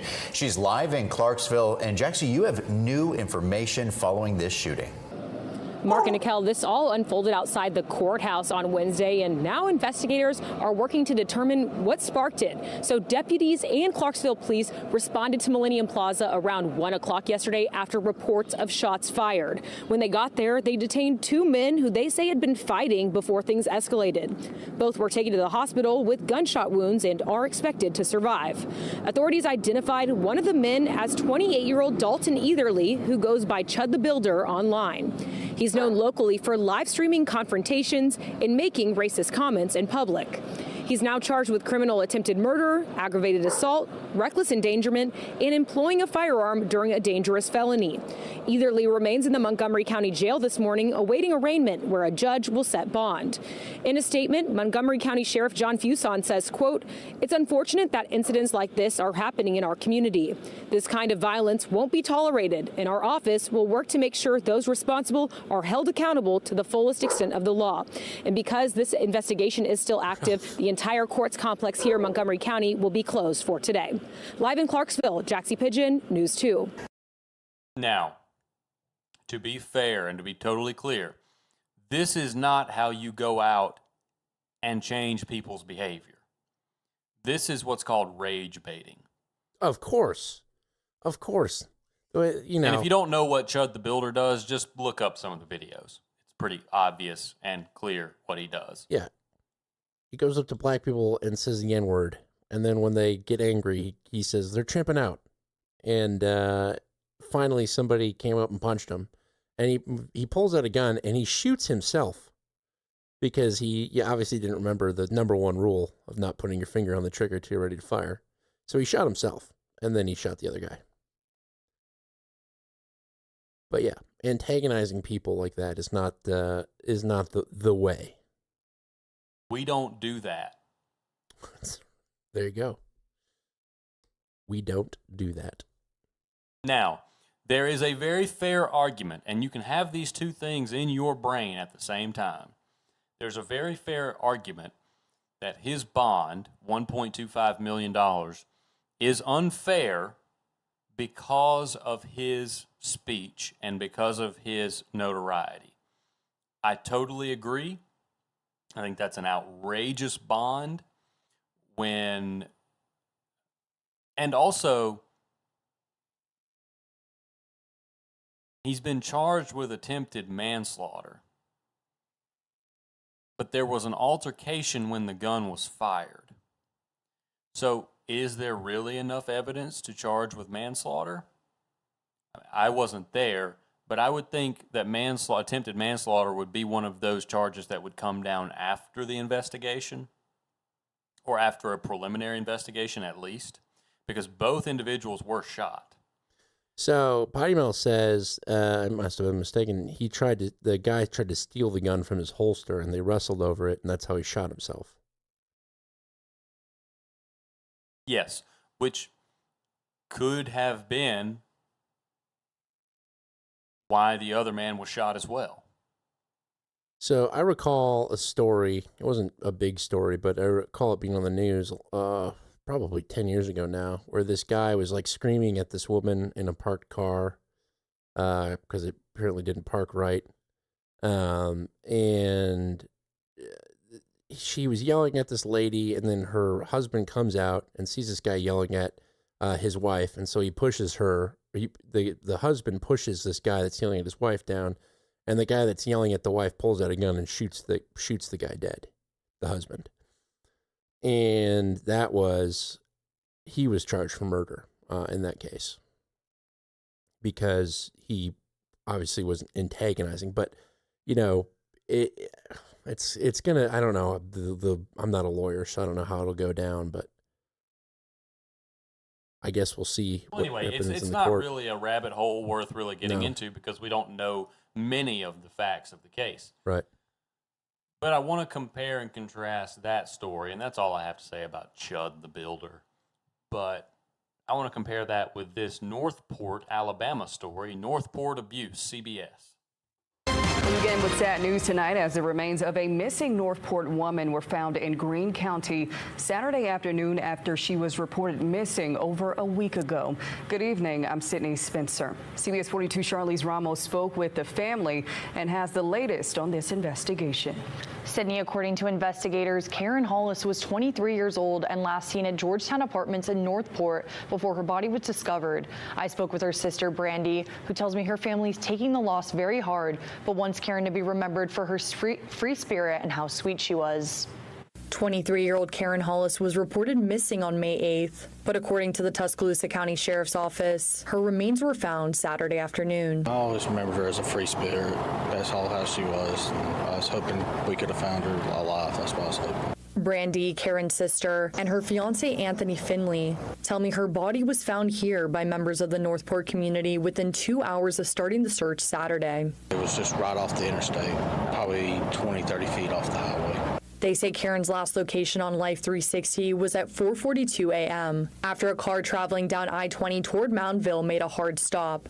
This is how family and friends knew where to start looking. The sheriff's office says Randall Lindell DeJourney has been charged with abuse of a corpse and is now being held in the county jail on a $15,000 cash bond. Brandy says she does not know the relationship between DeJourney and her sister. Officials say the investigation is ongoing, but say more charges might be brought or upgraded after an autopsy determines the cause of death.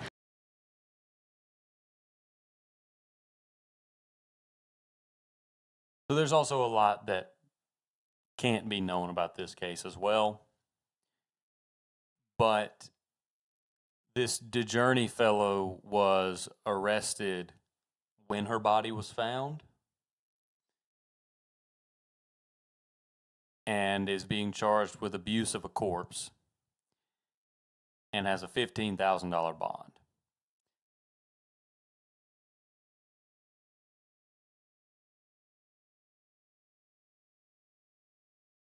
Maybe that's not enough information for everyone to be as annoyed as I am by this story, by the facts of this case. Yeah. But I think it paints a pretty stark picture as to how different individuals are treated. Well, it's a two-tier system. It always has been. It was one of the focuses last week. We were talking about the redistricting. Yeah, of course. No, discrimination this way is good. The other way is bad. That's why discrimination that way is why Christopher Columbus is bad. He started this whole thing. Okay. I don't know if I have anything local in the U.S. tonight at all. I have one more, and then what do you say? Second half, you just go crazy international? Yeah, rip international. All second half, I can do that. All right. Well, my last one is this weaponization fund being set up by someone, ABC.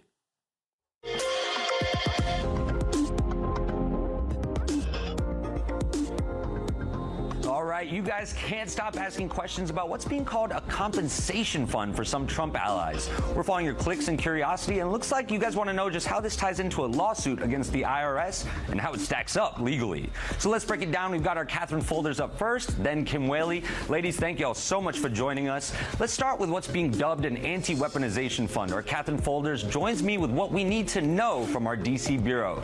Catherine, let's start from the beginning. Why is the administration even creating this fund?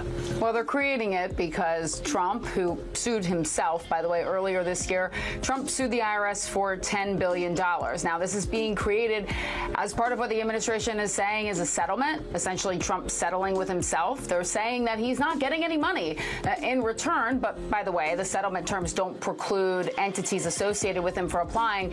And instead of paying Trump directly into his bank account, they have all agreed to create what they're calling this anti-weaponization fund. It will be more than $1.7 billion and essentially wouldn't preclude anybody who attacked the Capitol on January 6th from applying. They are saying that anybody who was the victim, if you will, of what Trump calls the weaponized Biden Justice Department will be eligible to apply. And the process in which the claims are paid out, for example, won't exactly be transparent. There will be quarterly reports that are confidential, and the acting attorney general said today that maybe those will be released publicly. But still, there are a lot of questions about how this is even legal and what this will look like moving forward.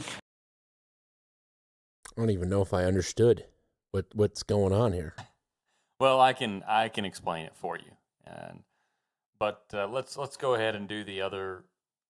Well, I'll give you a little bit. So Trump sued the IRS. You remember back in the first term, Trump's taxes were leaked by a contractor of the IRS. Right. That contractor was sent to federal prison. Trump sued the IRS for not protecting his information. Okay. The IRS and Trump settled with no financial compensation in the settlement. The IRS issued an apology, and I believe I have that here. The settlement agreement in Trump v. IRS number 12 blah, blah, blah, blah, blah, has created the anti-weaponization. Oh, this is the Office of the Attorney General.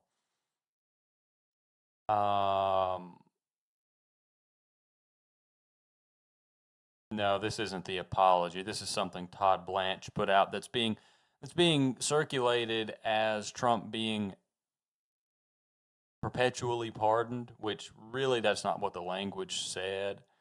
it says forever barred and precluded from prosecution or pursuing any and all claims, counterclaims, causes of action, appeals, or requests for any relief, including injunctive relief, monetary relief, damages, examinations, or similar or related reviews, appeals, debt relief, costs, attorney's fees, expenses, and or interest, whether presently known or unknown, that as of the effective date of the settlement agreement have been or could have been asserted by the defendants against any of the plaintiffs or related or affiliated individuals, including without limitation, family or others filing jointly, or parties including trusts, parent, sister, or related companies, affiliates, and subsidiaries by reason of, with respect to, in connection with, or which arise out of, 1, any matters that were raised or could have been raised in the case or the pending agency claims, 2, lawfare and or weaponization, or 3, any matters currently pending or that could be pending, including tax returns filed before the effective date, before defendants or other agencies or departments. I think that only covers the claims in question of the lawsuit. And I think in this case, the defendant would be the IRS.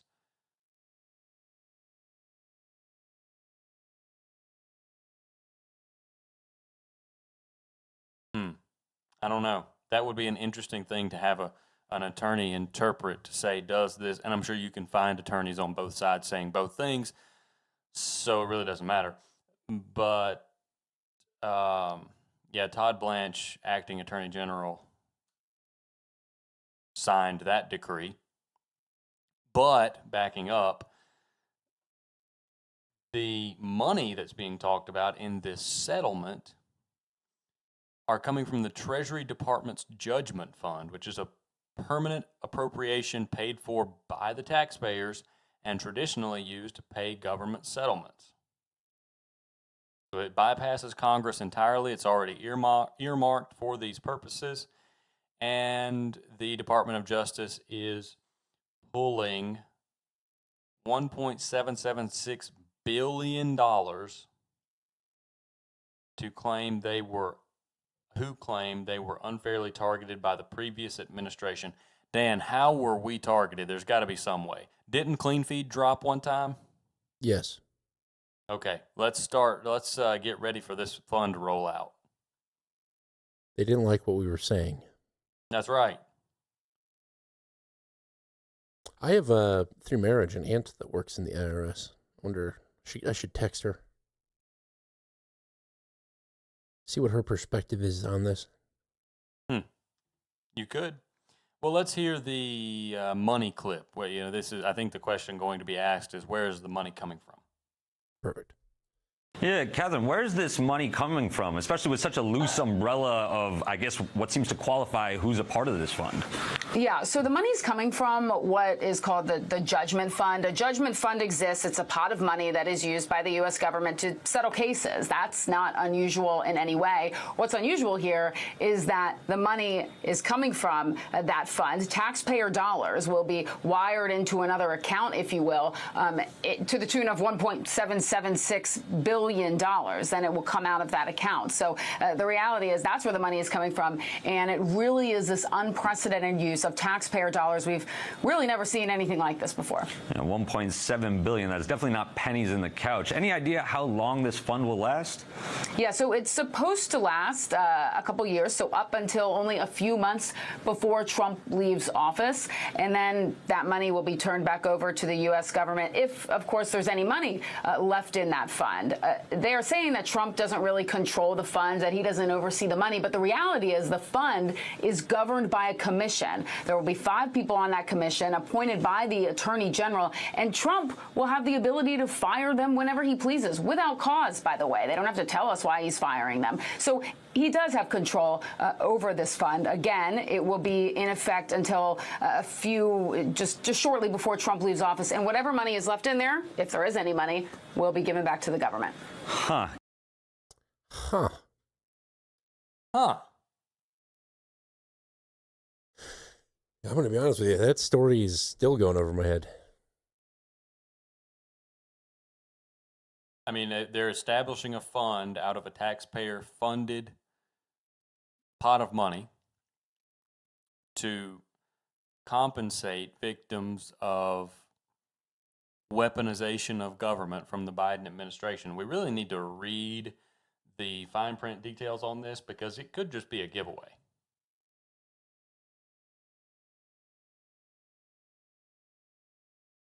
I am with you. I'm with you. That would be great. We could get better microphones. And we could hire a guy to put our videos together. It'd be great. Saying about my microphone. How has the Biden administration wronged us?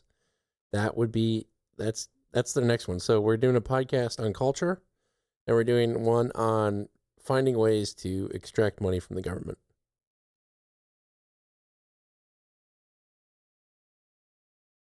Okay. I think we should take our break. Let's do just that.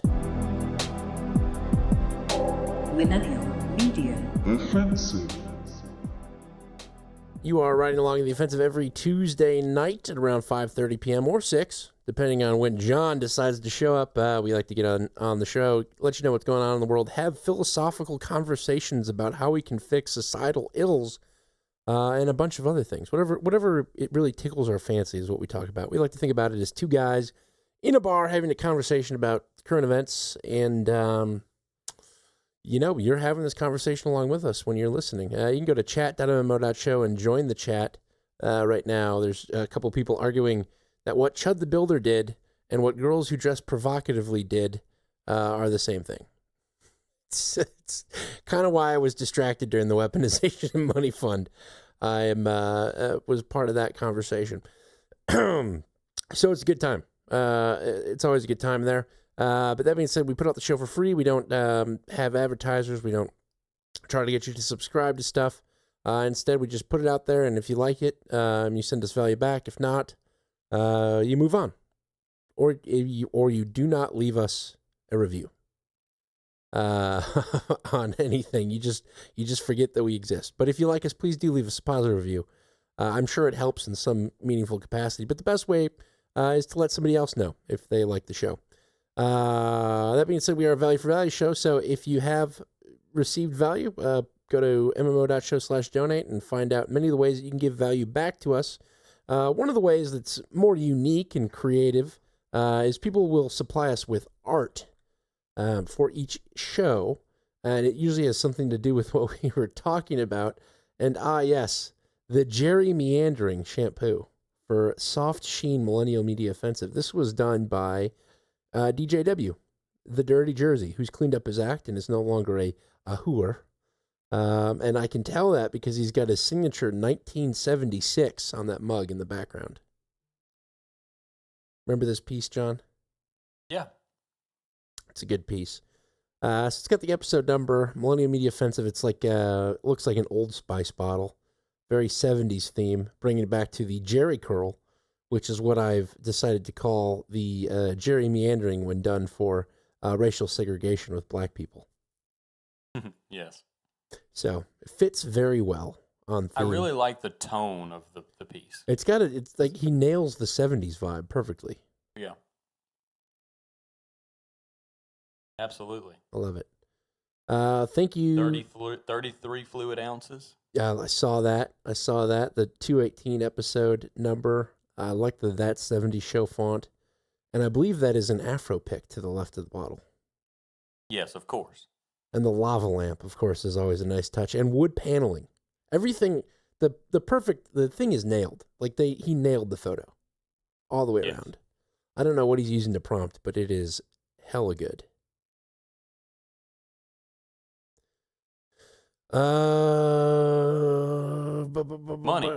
Money. Yes, money indeed. Thank you very much. You can send your art if you got an idea for tonight's show to dan@mmo.show or john@mmo.show. Operators are standing by to judge you accordingly.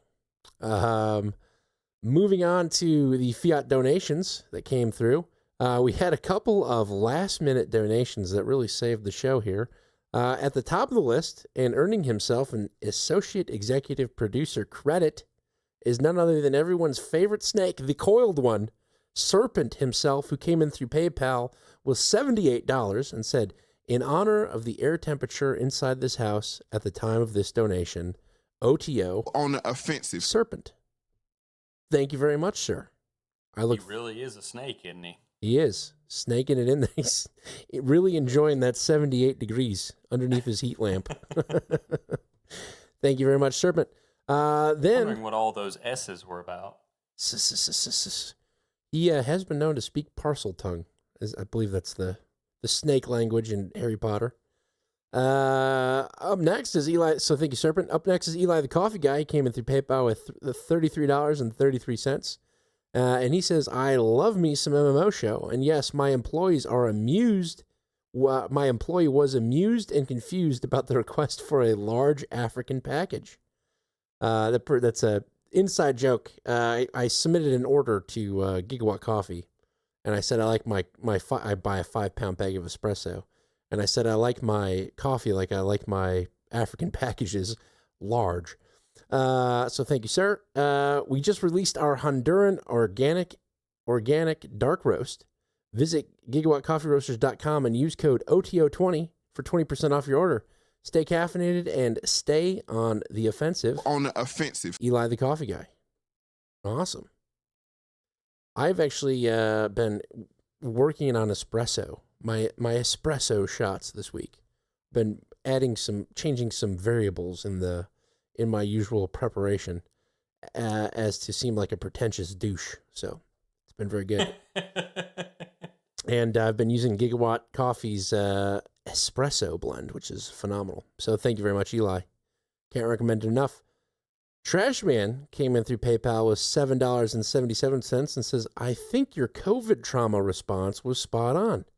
Ever since that Haunted Boat thing, people have been buying like it's back in the COVID days. Even the stuff that looks bad is getting bought. Oh, and a lot of our produce from California is not coming in.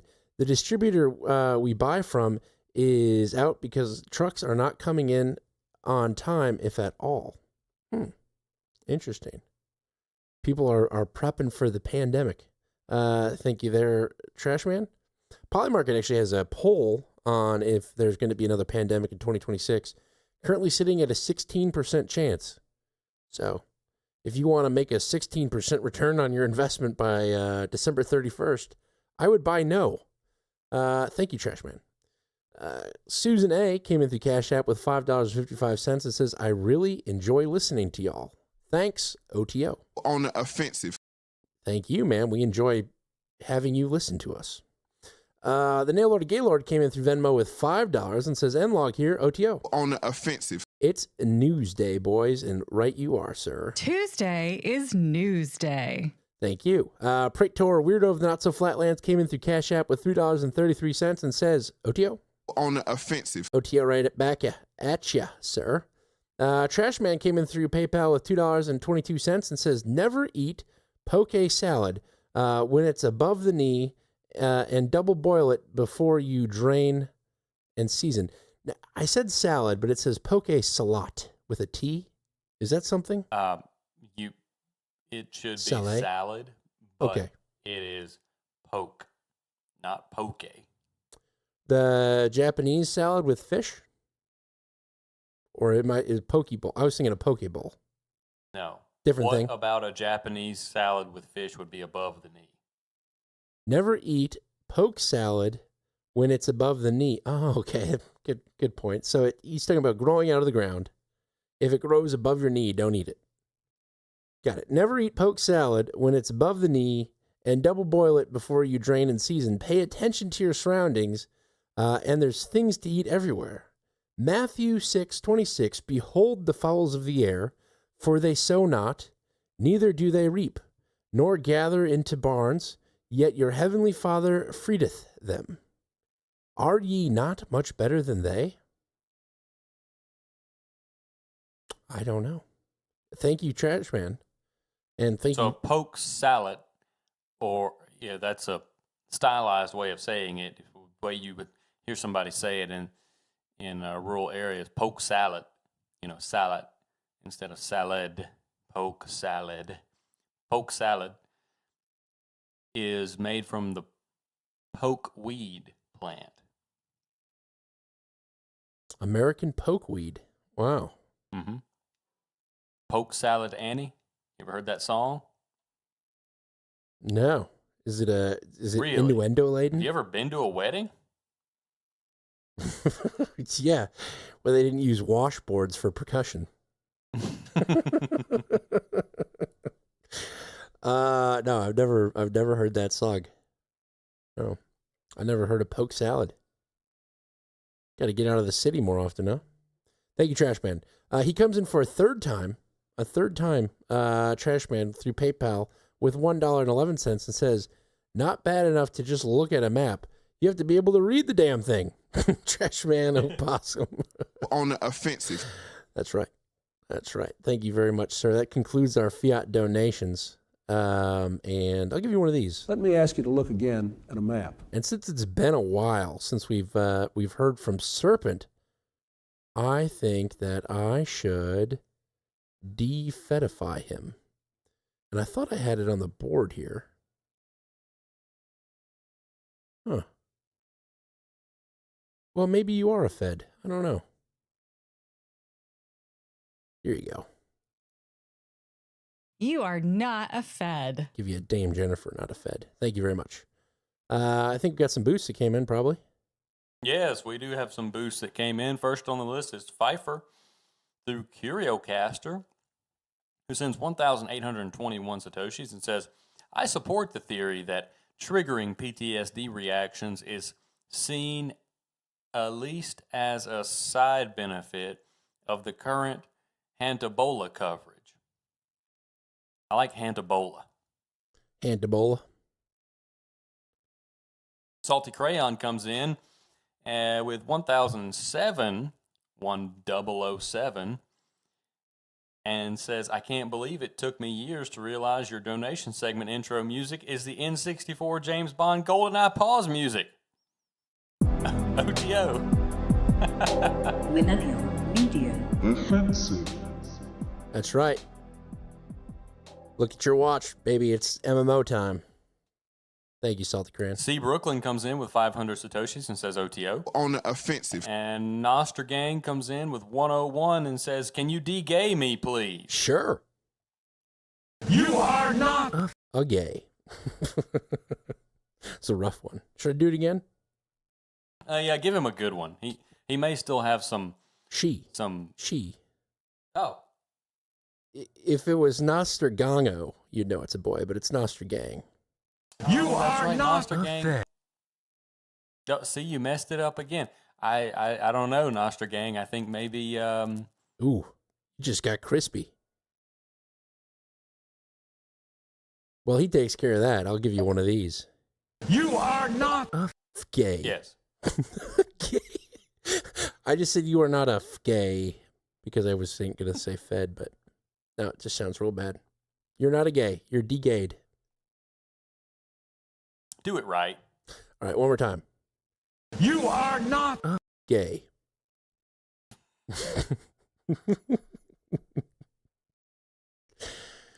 I just realized, I think my mother-in-law might be over here helping Elise with the kids, putting them down for bed, and I think just saw her doing laundry.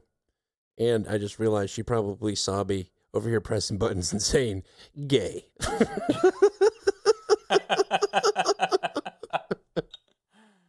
Oh. Those damn millennials. Eric Pepe, as always, is streaming value with 2,877 so far streamed tonight. Thank you all very much. Thank you for your support. We hope you're enjoying the show. We hope you enjoy the talk, the clips, the coverage. We appreciate your feedback, and you can give us feedback in a variety of ways, from information to anecdotes to monies. And we sending us your treasure does help reinforce the fact that we should continue this instead of spending time with our families on Tuesdays and staying awake certain nights, other nights of the week to prepare for this. So thank you all very much. We're happy to be here. I hope you're happy to be here. We're going to try to make you as happy as we can make you to be here, and we hope you stick around. I just got a text that mentions Tell your friends. my parish by name. It says, "Hi, Dan. I'm calling about tennis lessons for my parish name here. Please get in touch. Thanks." Do you give tennis No, lessons? I played tennis when I was like 6 once, and I don't think I've ever picked up a racket since. That's the weirdest text I've ever received in my life. Well, it could be some elaborate scam. rail thin, curvy Asian girl just trying to get some tennis lessons here in the local city by a burly, handsome man who played tennis when he was 6. Well, I am married, happily, and... I'm saying it's a scam. Oh. I was wondering why they had to be Asian. I was like, they could be Asian. I don't know. Good job. Good job on we that. call it pig butchering. Let's get in the second half, shall we? We can butcher the podcast instead of the pig. Get it on.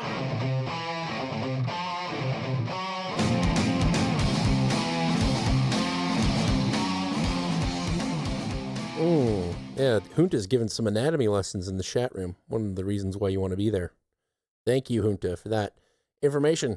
Let's do some news around the world, starting with protests. There's been quite a few protests in South America. That's a big one, huh? So in Bolivia, protests have broken out over something that you would probably be able to guess as to what they broke out over.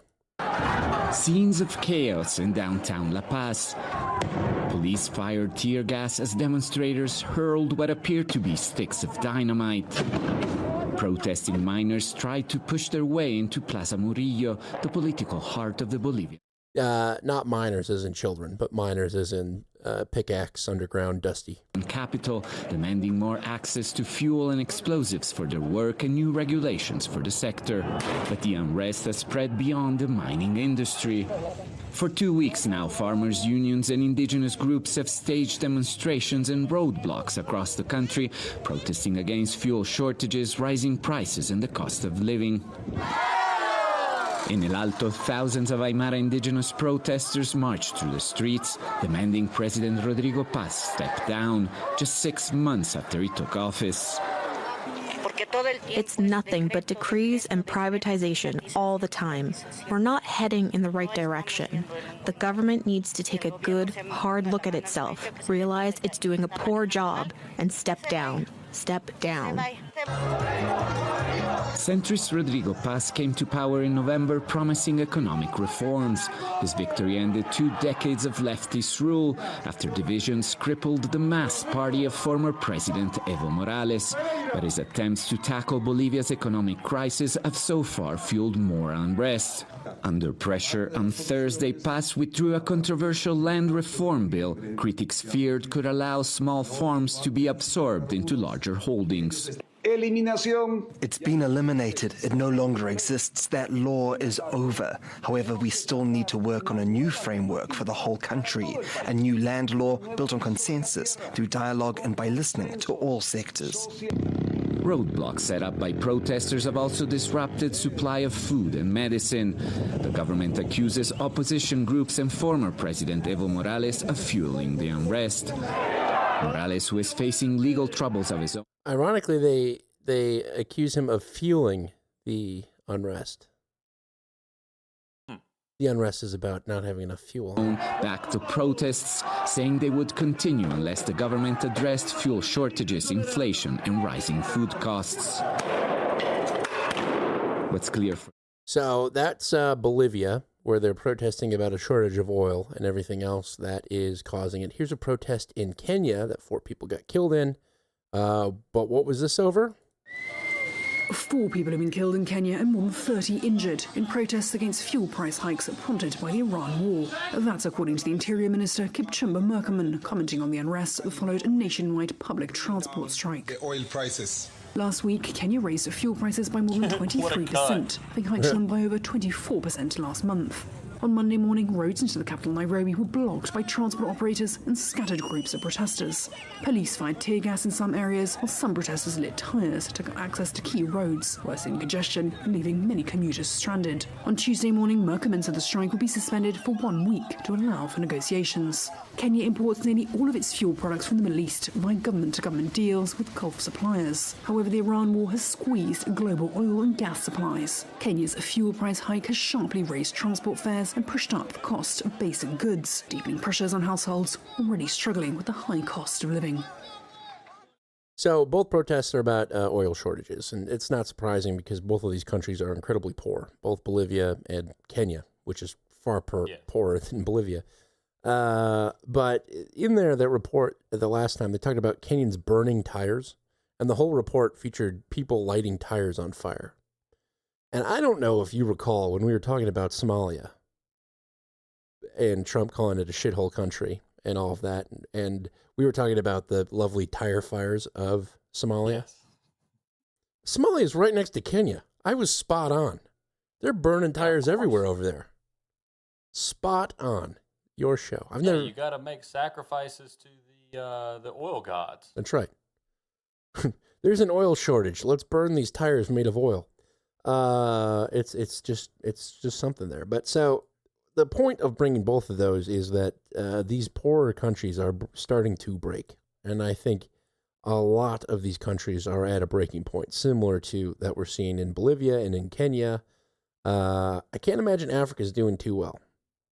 So I think there's going to be no shortage of these kind of stories in the coming days, perhaps even like this last summer where we saw the Gen Z revolution. We'll see oil shortage revolutions happening across the globe. It doesn't speak well for the state of global economies when all of these poorer countries are starting to falter. Even Cuba, which we can talk about next, but I think and it's not only having an effect on poorer countries. No.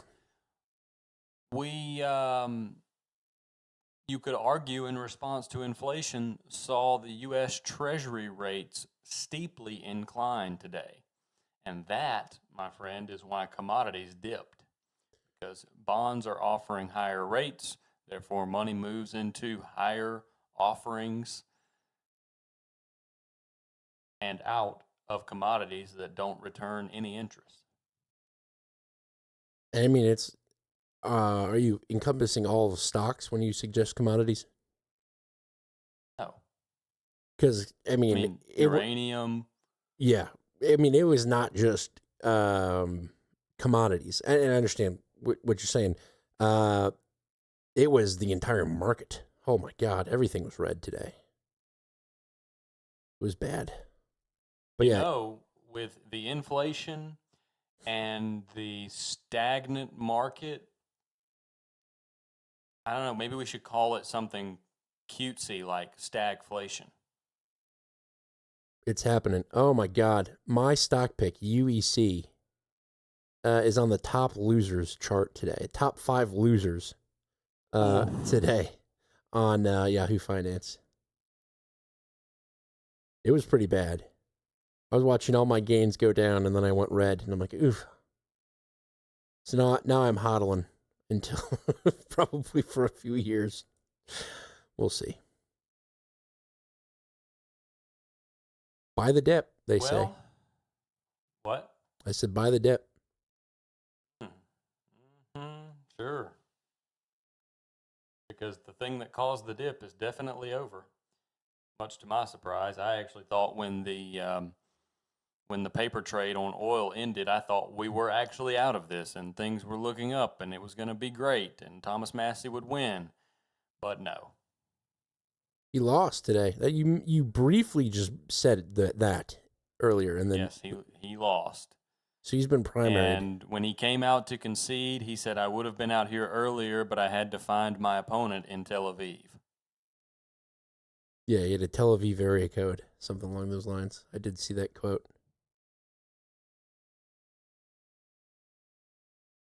Okay. They fell for it. Kentucky fell for it.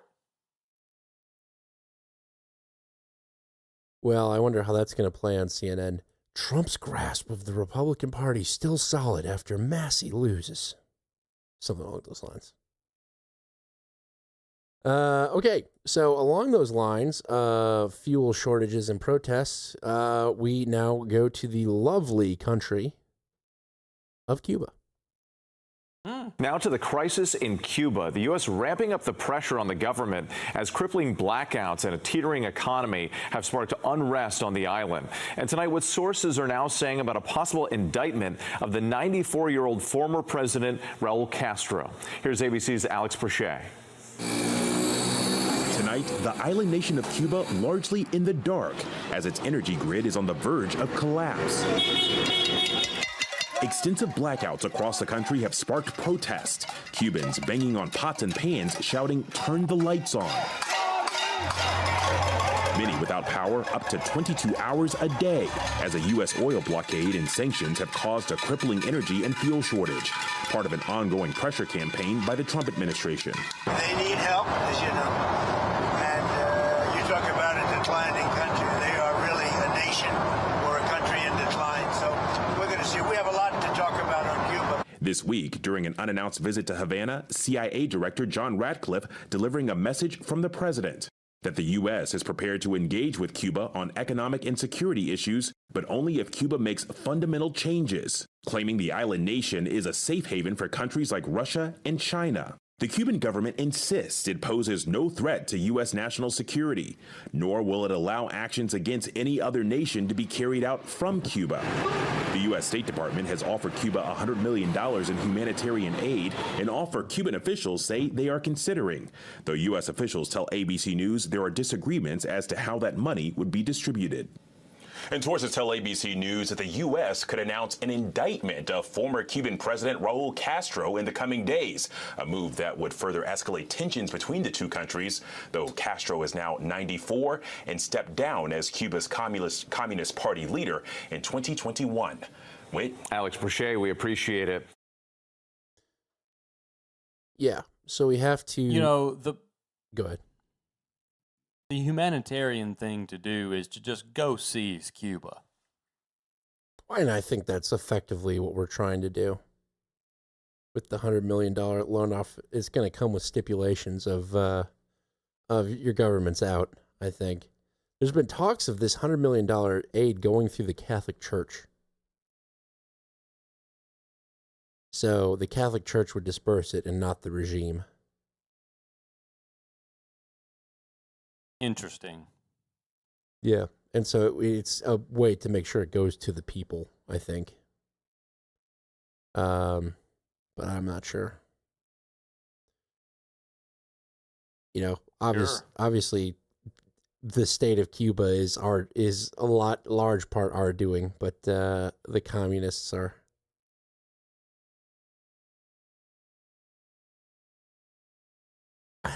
They always used to say the Cuba is the way it is because America won't play ball with it. And America won't play ball with it because they're commies.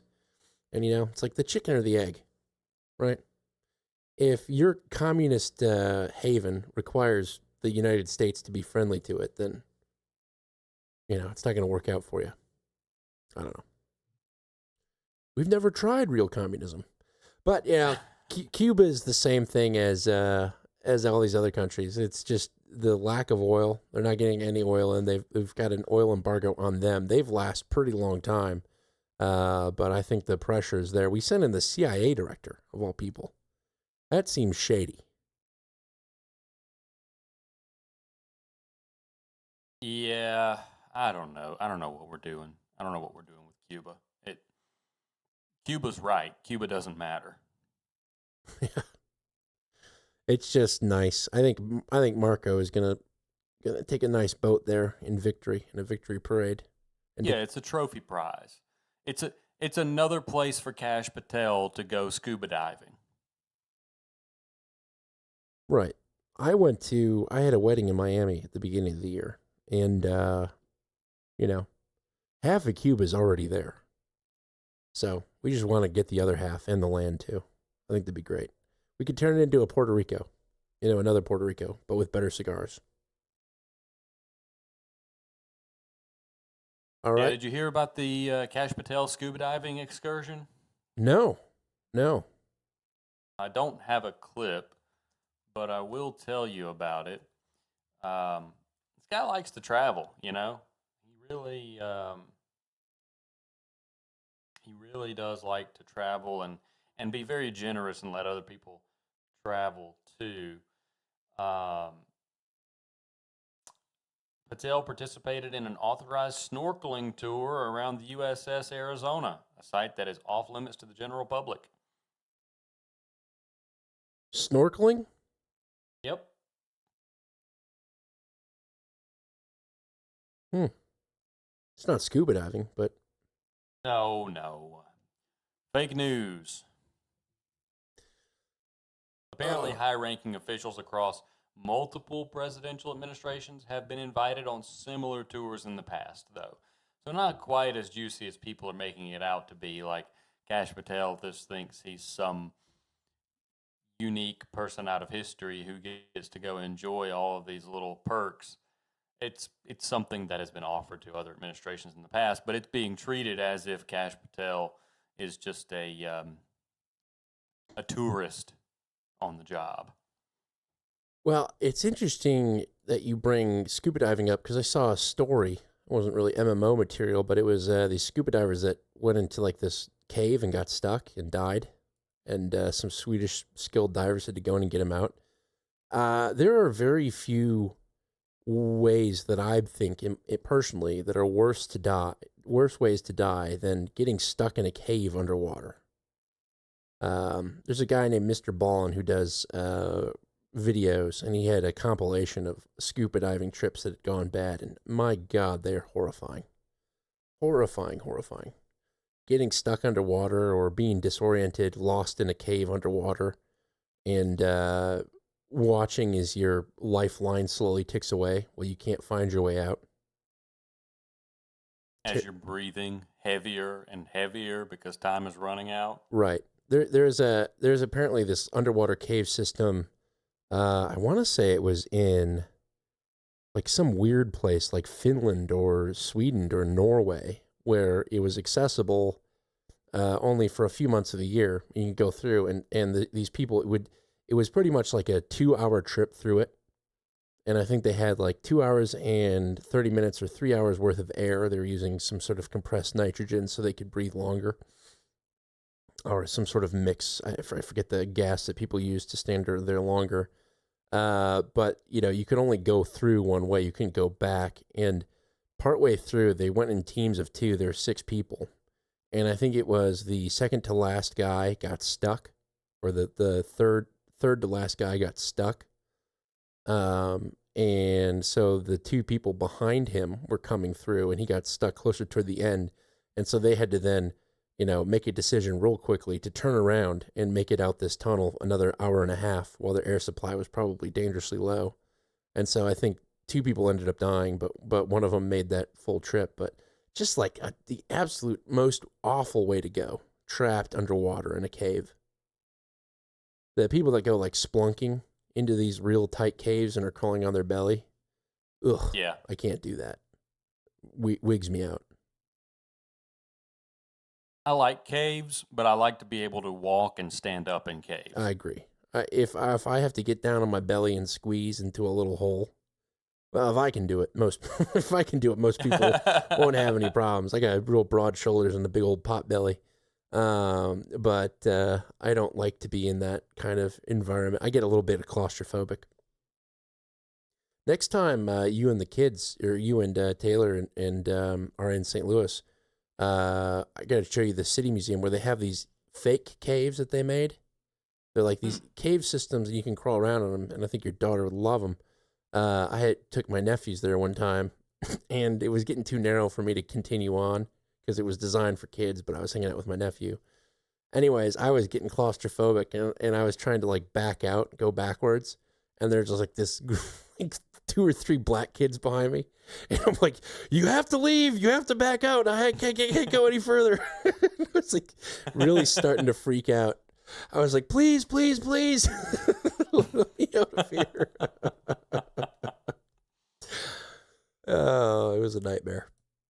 I'd That sounds like it'd be fun to me. So yeah, we'll go. It would be a good time. There was another time I squeezed up like this weird metal. It's this big museum of a bunch of just like fun stuff that kids can climb on. I climbed up this really tight ladder. It was really hard to get up to.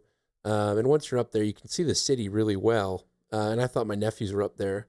But I climbed this ladder, I got up there, and there's just this random other little girl that is up there. And now I am this 20-something-year-old guy with this random little girl up there. I'm like, oh my God, this is terrible. Yeah, St. Louis City Museum. Look it up. It's a good time. All right. Now back to regime changes and falling. Yes. Yeah. So we have been talking about how Europe recently they don't have a seat at the table anymore, and they're slowly coming to this realization, and I have speculated that they're going to have to not nationalize, but effectively become one state, effectively unionize the European Union, become the United States of Europe. And this German MP was on the DW, and I think a message went out. So first of all, he's from Germany, so he's aligned with Ursula von der Leyen for sure, the Queen of Europe. But you'll try to pick up what he keeps saying. And I think this is the new message that we're going to continue to hear. So I'll play this clip. We can bring in Michael Bloss, a German MEP from the Green Party. An MEP is working very closely on EU-China relations. We're thrilled to have you with us. Good morning. And of course, we're hearing, Donald Trump saying we're the two superpowers, referring to the US and China. So where does that leave the European Union? Sandwich somewhere in the middle. That's true. It is a moment where Europe has to realize that it is not sitting at a table when the two superpowers speak about very important things that is also determining Europe's face. So they're shaking hands over the heads of European leaders, and we have to understand that only when Europe speaks with one voice, when we are better coordinating in our China policy, but also in our US policy, we can have an influence. Well, that is the issue. You said Europeans are not around the table, and everyone says if you're not on the table, you're clearly on the menu. How can the EU and the 27 countries survive in this world where Washington and Beijing are cutting deals over Europe's head and neither obviously caring about the climate, the environment or privacy issues? Oh, no. Well, it seems that we have to realize that it's difficult to survive if we're not speaking with one voice. But it's really, Europe is squeezed, as it was said already. There is a trade war with the US happening. But also, if we look at our trade relations with China, this has really turned around now. There is a trade deficit of 360 billion euros. So the question is for us, how do we get more autonomy and more sovereignty? And I think the answer is, as I said already, speaking with one voice is very difficult, especially looking at the member states, and China is doing this divide and conquer policy. But it also means, for instance, with regards to energy imports, energy policy, becoming sovereign by producing our own energy. And second, I think also rare earths. Europe is absolutely dependent for all its technology on rare earths. And also here we have to diversify and not being so dependent on China. So not being dependent on China, being able to be strategically independent from the United States, speaking with one voice. He said it about 3 times in that clip. That is what the new message is. And I think that is the first step of this idea that, we have to unite together as a block of nations, more so than just our loose things. We have to all agree on this various stuff. So I really do think the individual European nations, to what degree they have left of it, are going to lose even more sovereignty coming up, and you can hear it. But what he's speaking of with the U.S. and China comes out next in this clip, where he is talking about the deals that are being made between the U.S. and China above the Europeans, so without the Europeans. And this plays into a theory that we've brought up a few times on the show, which I'll explain after this clip plays. And of course, Donald Trump is a very transactional president. How could deals being struck this week in Beijing impact negatively European industry? Yeah, it was already said.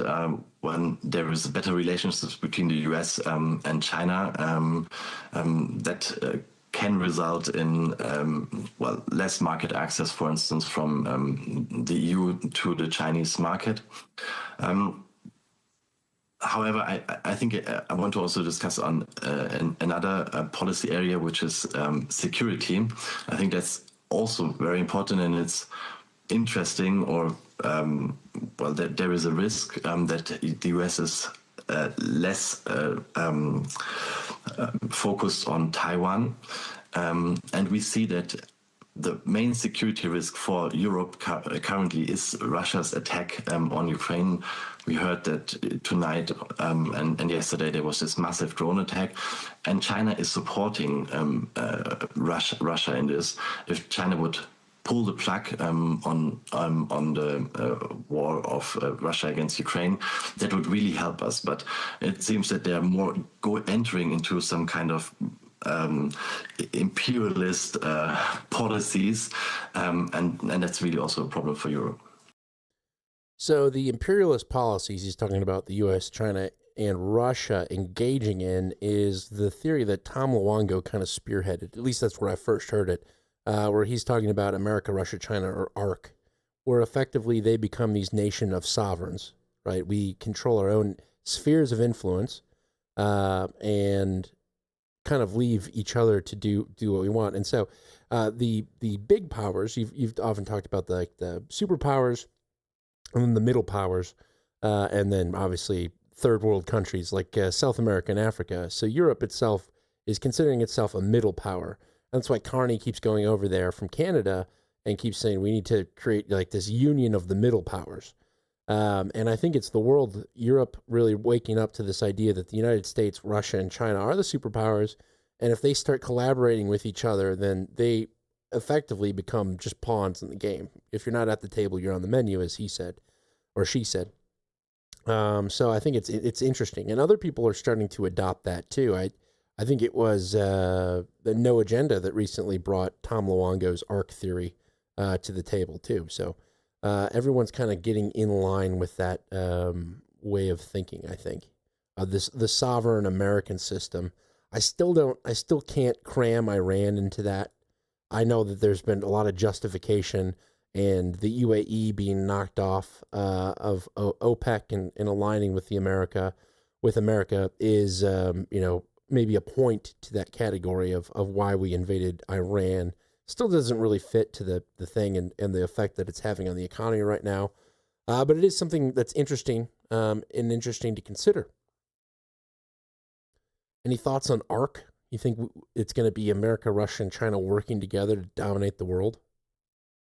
I think it has to be if we're going to face the threat that China is most likely going to pose. Yeah.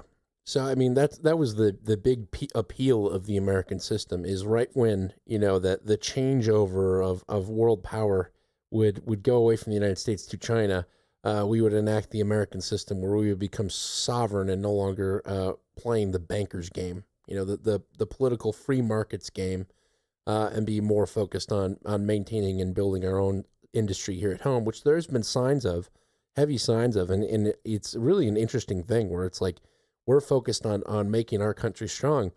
And now that I'm thinking about it, that sort of ideology, if Trump can sell it just right, or if he can Tylenol the idea of the American system by saying, "Oh, free markets are great. We should always, be in bed with Europe." So the liberals support a strong America. It could be a good future. It could be a very strong future of strong industrial building in the United States, and it could be the ethic that brings us together, the moral common ground that we all strive for, that we were talking about earlier. Will it? I don't know. I can see the Iran situation fitting into the strategy because this isn't a fair fight that we're fighting to implement the American system. And you don't just have to beat the other nations in a foot race of influence and power. You can drag them back while you try to pass them. And even if it means you have to grab the shirt tails of some of your allies when you grab China's shirt tail and pull them back, you can still pull them back as you try to pass them on the track. And I think that's what we've done by encouraging, whether we meant to or not, I don't know, but by encouraging Iran to think that they're fighting the good fight by closing the Strait of Hormuz. What they're really doing is doing our bidding if we're looking at it through this frame. Choking off China, like we did with Venezuela's oil. Now, I'm watching the show Homeland. I think the last episode aired probably about 10 years ago. But it's funny because a lot of the plot centers around Iran and then Caracas, Venezuela. So it's like the common enemies that we had so long ago are still in play today and at the top of the news. But I like that theory of tying in Iran. It is, I'm always hesitant to say the 4D chess, but it does seem like that's happening. And case in point to that, with the whole middle powers and everything, Erdogan recently went on a trip to Kazakhstan, the greatest country in the world that makes all other countries look like little girls. I'll play the report right here. The president of Turkey, Recep Tayyip Erdogan, is in Kazakhstan on a state visit focused on the current state of bilateral relations and future areas of cooperation between the two countries. We are currently at the Palace of Independence in Astana. President Kassym-Jomart Tokayev personally greeted Erdogan at the airport yesterday and again today at this venue, where the two leaders are expected to co-chair the 6th High-Level Strategic Cooperation Council between Kazakhstan and Turkey, where economic ties, energy collaboration, and investment opportunities will be at the center of discussions. A key agenda item is boosting trade turnover between the two countries to almost 13 billion euro, alongside plans to sign a series of new bilateral agreements and engage in a joint business forum with industry leaders. Looking ahead to May 15th, both presidents are also set to participate in an informal summit of leaders of the Organization of Turkic States, where discussions are expected to focus on artificial intelligence and digital development. The cooperation of Turkic states. Okay, why does this matter? Why does it matter that some old guy from Turkey went to Kazakhstan? So as we've beat dead, is that Turkey is now the new highway to the Stans for Europe, because the Black Sea is no longer a play because of Russia threatening the Black Sea. So Turkey realizes that it's the highway, and as the highway, it goes to the destination and says, hey, man, do you realize what's going on here? Europe and this trade route is coming through, and they're going to want to take a lot from you. So let's form the Turkic states in this area, and let's really screw Europe for all it's worth. So Turkey is now playing its part because, it is the crossroads between Africa, the Middle East, and Europe, pretty much. So it's making its stake in the center of the map and saying, we're going to be the new leaders of this region. So that plays into the American system, where Donald Trump went and said, we're going to pull out of the Middle East, and it's on you to make decisions in the area. And you see Saudi Arabia, Israel, the United Arab Emirates all fighting and jockeying for control of the Middle East. Turkey's saying Central Asia is ours now. So that's that. Yeah, because you're not going to make any headway in Europe. You as Turkey, you're not going to make headway in Europe. You just have to play the card that is dealt from Europe. And basically the same thing in the Middle East. It would be foolish to try to body Israel and the U.S. in the Middle East. So really, this whole Kazakhstan gesture is definitely done with an eye toward Russia. Because Russia may never be in the the Turkic States alliance, but they'll play a major role in supplying goods for those routes to eventual customers. Right.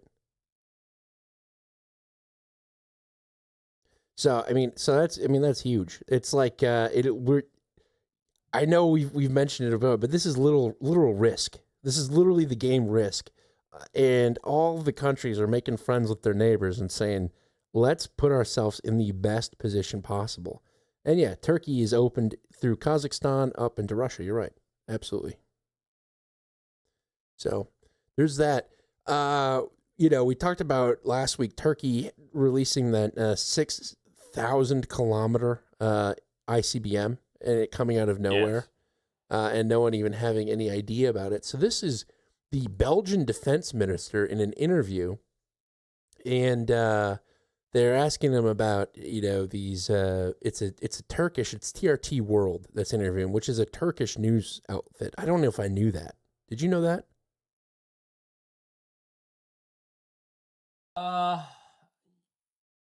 Not. Maybe I was supposed to, but I don't think I did explicitly. So they have a long conversation about the rise of right-wing politics, and the Belgian guy, who must be one of the most common sense Europeans around, is talking about, well, if you have a problem with mass migration, of course you're going to have a rise in right-wing politics. And it's kind of funny how he thought. But the conversation turns to Turkey, and the interviewer pretty much asks him about his thoughts on Turkey and Europe and Turkey's common defense. So I'll play this clip here. Speaking of migration management and the role Turkey has played to help Europe, would you say that greater integration of Turkey and perhaps Turkey becoming a full member of the European Union is going to be a positive contribution? European Union not working together very closely with Turkey, it would be very stupid. It would not be a wise thing to do. The smart thing to do is to work together. We need Turkey. Turkey also needs the European Union. We're neighbors for so many years. We're NATO allies. And we're living in a very dangerous, difficult, complex, unstable world. And I'm not jealous at your neighbors. I really prefer my neighbors. They're really calm people, all my neighbors. So you're living in a very difficult context. So we need you. You have a lot of capabilities. You have a very strong industry. Of course, inflation keeps on being a problem, but it's going down. So hopefully you can fix this. But of course, we need to work together. And does that mean that at the end, Turkey will be a full member of the European Union? I don't know. Sorry. Is that your agenda? Do you want that? Is that the agenda of the European Union? I don't know. There you go. That's dumb. And then continuation of more defense. Finally, you've been talking about the Turkish defense industry. What sort of defense collaboration are we talking about when it comes to Turkey and Belgium? What's the scope? What could the two countries achieve together? So we signed contracts in Istanbul. We are signing contracts in Ankara tonight. So there's really concrete steps forwards. We're already Belgian companies are integrated in production of Turkish systems. Also, Turkish system and industry is also in our capabilities, so we're working together. But we need to expand this, and that's why we have this economic mission for contacts and contracts. So today there's a Turkish-Belgian Defense Industry Day, first time in history, and we have this for networking, having good contacts. And tonight we signed contracts because, of course, you can talk, but you have to finalize. So we have these contracts also. He missed an opportunity. I hope that in Ankara. What did he miss? You can talk, but you need to walk. But eventually, you have to walk. Walk.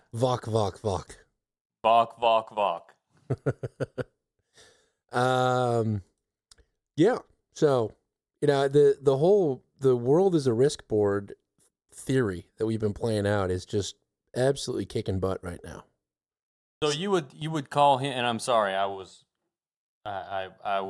reading something, but you would say he is a Turkish skeptic. Yeah, you could call him a Turkish skeptic. He's worried about the Islamification of Turkey.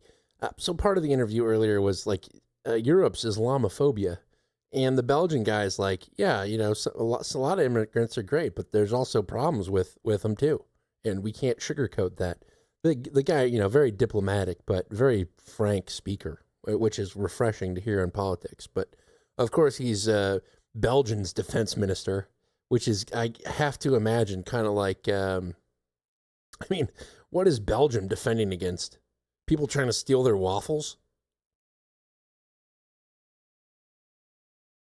You know what I mean? Maybe. You don't know. I mean, who's attacking Belgium? England? The Netherlands? France? Lego? Germany? They're the most cushioned, next to Luxembourg. They're the most cushioned country in the European Union. Yeah, Ego is attacking Belgium. Yeah, the cheap Chinese waffle substitutes. What was that waffle that the Chinese were celebrating? Wasn't it like a beef pancake? Which I think something like that. Yeah, I think that was like a Chinese burger or whatever, but they called it a beef pancake. Anyway, let's see. Do I have anything else around the globe here? Oh yeah, England. So England had a Tommy Robinson rally, far right rally. You know how it is. Here's Euronews' coverage of it. A huge police presence was deployed in London on Saturday in one of its largest operations in recent years to handle 2 opposing rallies as well as the FA Cup final. Tens of thousands attended a rally organized by far-right activist Tommy Robinson, while another several thousand protesters held an annual demonstration to commemorate the Nakba, which marks the expulsion of some 700,000 Palestinians during the creation of Israel in 1948. Armored vehicles, police horses, dogs, drones, and helicopters were deployed along with at least 4,000 officers as the Metropolitan Police aimed to avoid clashes. As of early afternoon, police said several people were arrested without specifying from which protest. Meanwhile, police warned the FA Cup final between Chelsea and Manchester City, which kicked off on Saturday, could strain the policing operation. They voiced fears about football hooligan groups which have previously supported Robinson showing up. The marches took place at a particularly radicalized time in British politics, with parties on the far right and left advancing across the UK in elections last week. That's right. The far right is not going out without a couple of punches in Europe. They seem to be in vain because, when they get too popular, they just get voted down. I don't know if I think it happened this past week, but the Alberta separatist movement barred can no longer go through. Barred by a judge. Yep. Oh, too bad. You can't do it, even though they got the signatures. Can't even vote on it now.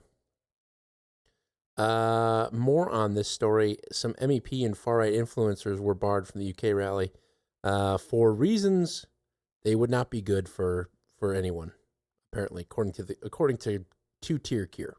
Hello, you're watching Euronews' fact-checking show, The Cube. Tens of thousands of people took to the streets of central London on the 16th of May to attend a march organised by British far-right activist Tommy Robinson. At least 11 individuals, including multiple figures linked to Europe's far right, as well as an MEP, were barred from entering the UK. British Prime Minister Keir Starmer said the ban aimed to prevent far-right agitators from entering, describing their presence as not conducive to the public good. Many of those banned, such as 26-year-old Catalan activist Ada Luck, are staunch supporters of remigration. This idea calls for the mass forced removal of immigrants from Europe, an idea described by rights groups as a white supremacist policy. Others, such as Flemish MP Philip de Winter, have been embroiled in past controversies.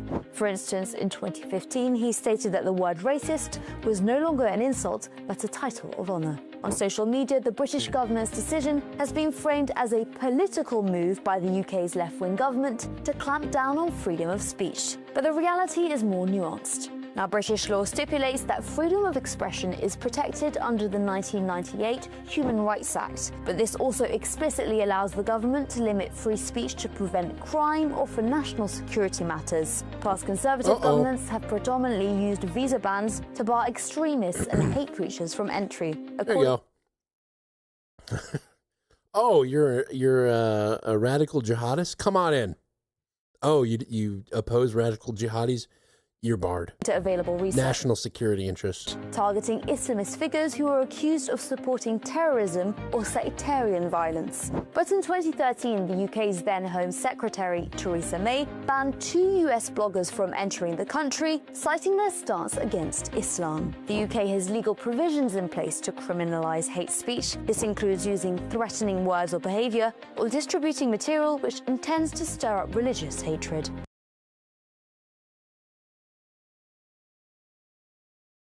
Okay, so a lot of the same. Yep, a lot of the same. And that's what I have. That's me for tonight. Okay. I have one more 3-clip segment, and I think it's a good one to end on. Now, we're going to hear from some high-level experts, conveyed through Jesse Waters in this case. Oh, boy. But these, we're going to learn about aliens.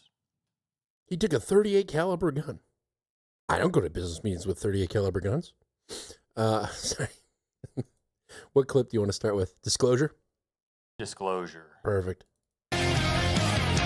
We are not alone. The Pentagon released the UFO files a few weeks back, and we just found out over 1 billion people have visited the site. 1 billion. It's got to be a record. The War Department says more files will be released soon. UFO experts and top researchers have been investigating aliens for years. Their sources say dozens of crashed UFOs have been recovered, and what they found inside? Shocking. And do people think that there's one type of non-human intelligence that's visiting the Earth, or is there many, many types? People who have been involved in recoveries have said... There are at least 4 separate types. Now, I have not had direct access to that, but I believe the people who I talk to. 4 different types of life. 4 different types of life. 4 different species of aliens. Another scientist called them Greys, Nordics, insectoids, and reptilians. All of them have 2 arms and 2 legs, just like us. Experts speculate the reptilians are scaly with long tails, like a lizard. Ooh. Insectoids look like a praying mantis.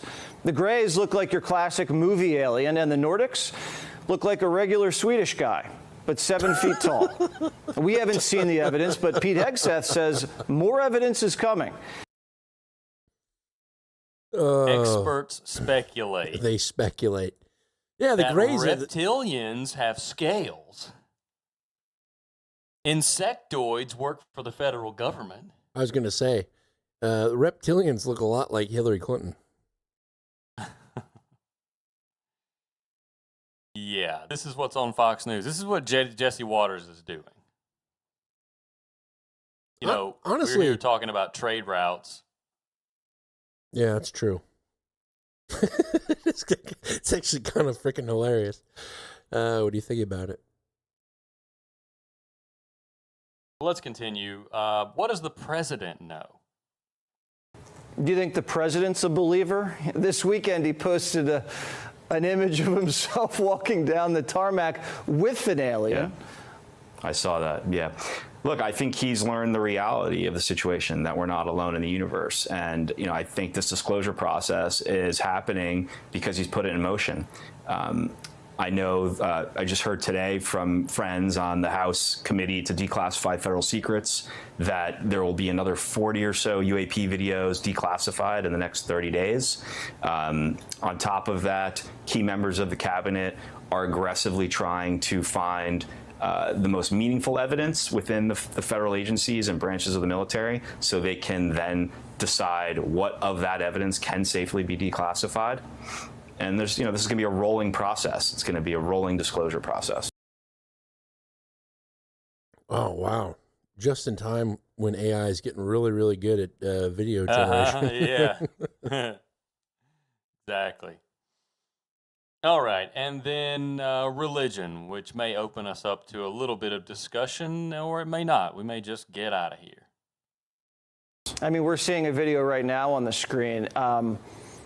I expect to see better quality videos. We've been hearing stories about craft that right degree angle, you know, things that just You can't even conceptualize flying that way. It's a humbling experience for the human race.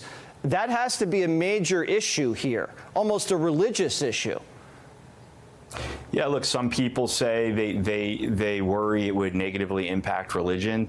I don't really personally see that. I think that all the world's religions will sort of fit this into their existing dogma in one way or another. And yeah, I think a lot of these arguments that society can't handle the truth and we're all going to be too shook up by this, I don't think that holds up at this day and age. No, well, this presidency has been the age of disclosure, and I think we should just keep it going. The more we know, Absolutely. I think we just have to follow the truth wherever it leads us. All the religions. What do you make of all fit this? Do you into think their it's just a dogma. promotion for Spielberg's new movie? I don't know. It's, obviously everyone's Project Bluebeam. Project Bluebeam. I don't think it's a distraction from the Epstein files because, that's obviously what the left is decrying it as. I think it is a setup, perhaps, as, so what was 9/11?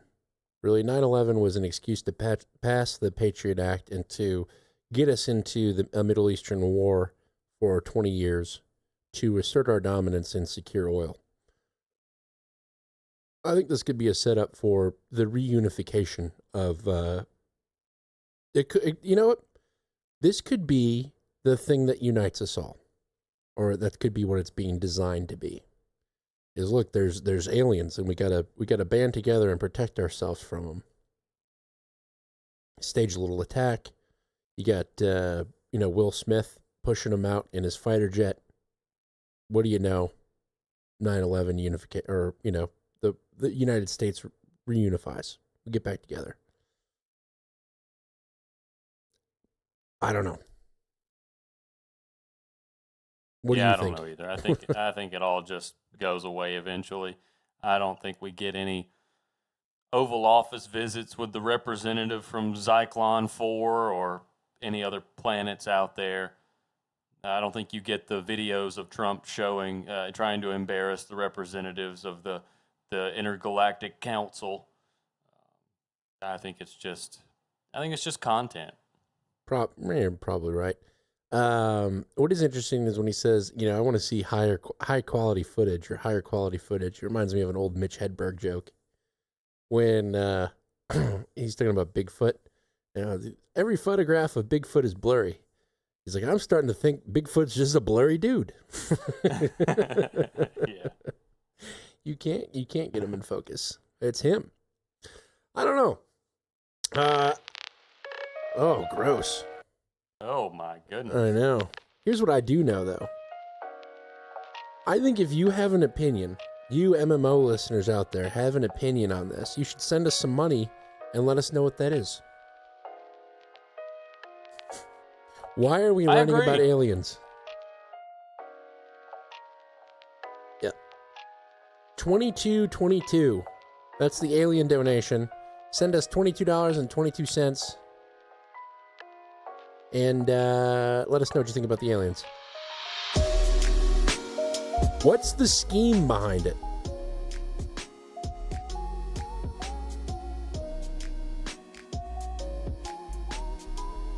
For $222.22, we'll let you record a 5-minute clip and we will play it on the show. John, I don't know about 5 minutes. Come on now, don't sell us out that cheap. 5 minutes? $100 per So what minute. about 2 minutes and 22 seconds? There you go. $222.22 will get you a 2-minute and 22-second clip on the MMO show where you discuss aliens or anything else. You know what? If you send us $222, you can say, within reason. Try to keep it within the ethic. Yeah, within the UK free speech laws. I don't know. I want to thank everyone that came out tonight, everyone that donated. Serpent, Pricktor, Weirdo, Eric PP streaming along. Everybody, That's always appreciated. Thank you. Eli the Coffee Guy and Serpent saved the show. Last minute unexpected donations. Thank you so much. Thank you indeed.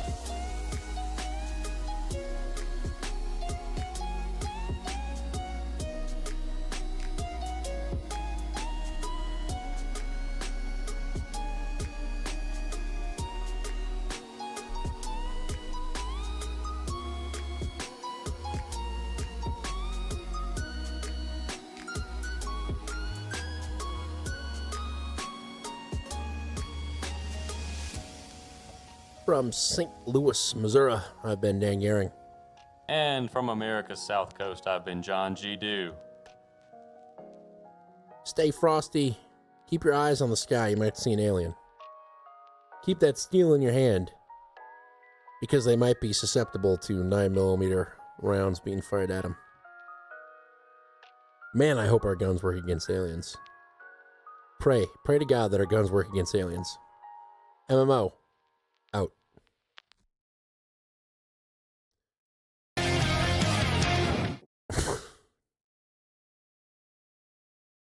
All right, that was a show. Was. That was fun. Let's see here. Do the old title list. Oh, our URLs are now being hosted by Cloudflare as opposed to the WordPress name servers. So everything should resolve faster. Okay. Usually I wouldn't do that on a show day, but I did it with my other URL, which shall remain nameless. And it worked out great, so I just did it with MMO. Late emoji. Honky virus. Hemorrhagic. Booty Boonjo. Gonorrhea. The disease front. Go talk to girls. You're not in the goo. Creedal Nation. Yes or no, penis. Denialist. What's denialist? Fresh content. You are a fagay. And regular Swedish guy. I like the regular Swedish guy. That's funny.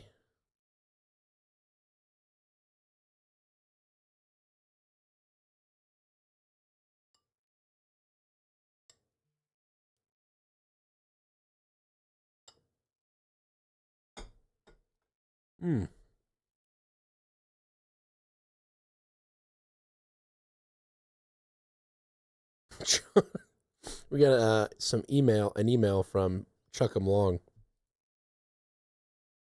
And it says, John, did you know they nuked Mississippi? Yes, I did know that. They nuked Mississippi? Mm-hmm. When? It was an underground nuclear test in the 60s, I believe. That's like when the U.S. nuked Spain.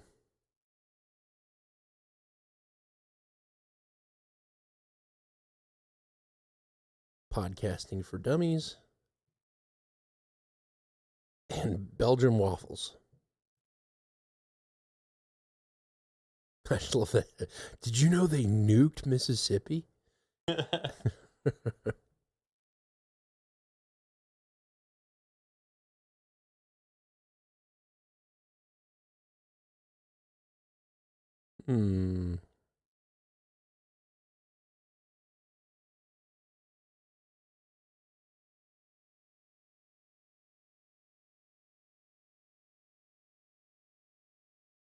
We have any opening marks? I think I put the marker down once or twice for something or other.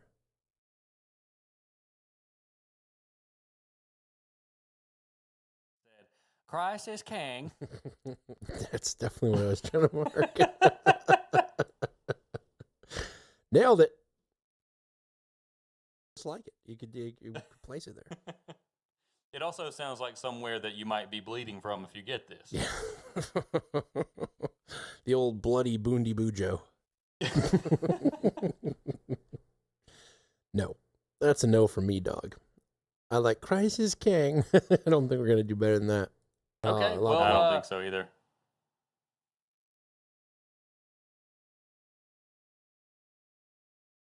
And looked him in the eyes and said, You just want Christ is King? Christ is King. Christ is King. Christ is King.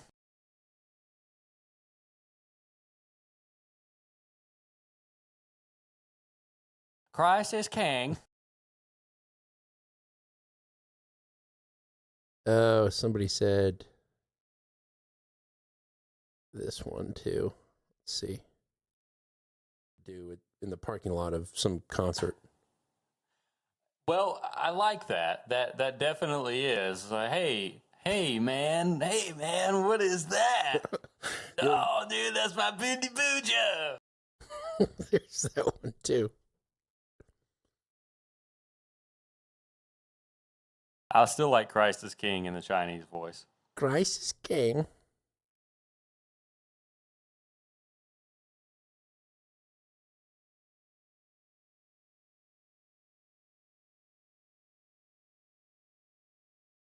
Let me grab it. Right there.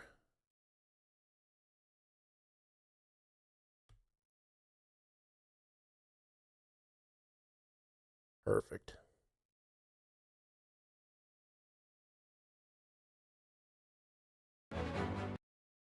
You're listening to MMO.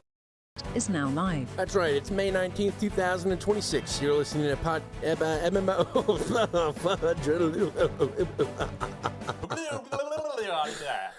Oh, I was like realizing three things at the same time.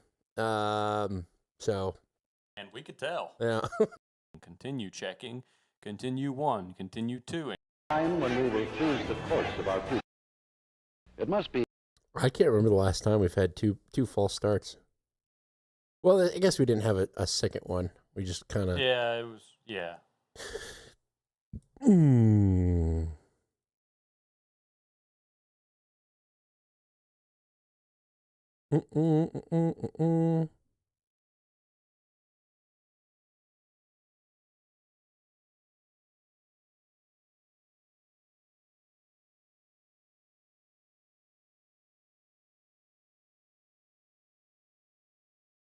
Christ is King. It must be quite apparent by this time to any thinking individual.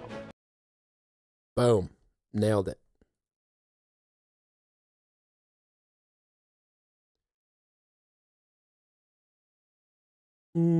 Okay, what about titles?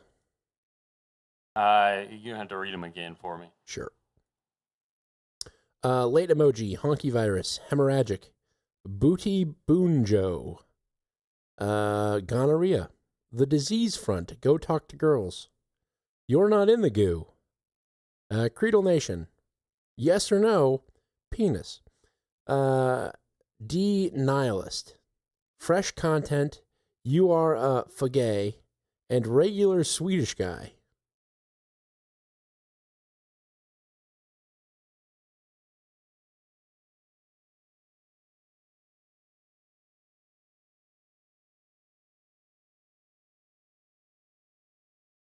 I don't know. I don't really like any of those. You don't like regular Swedish guy? I mean, we can use that. That's fine.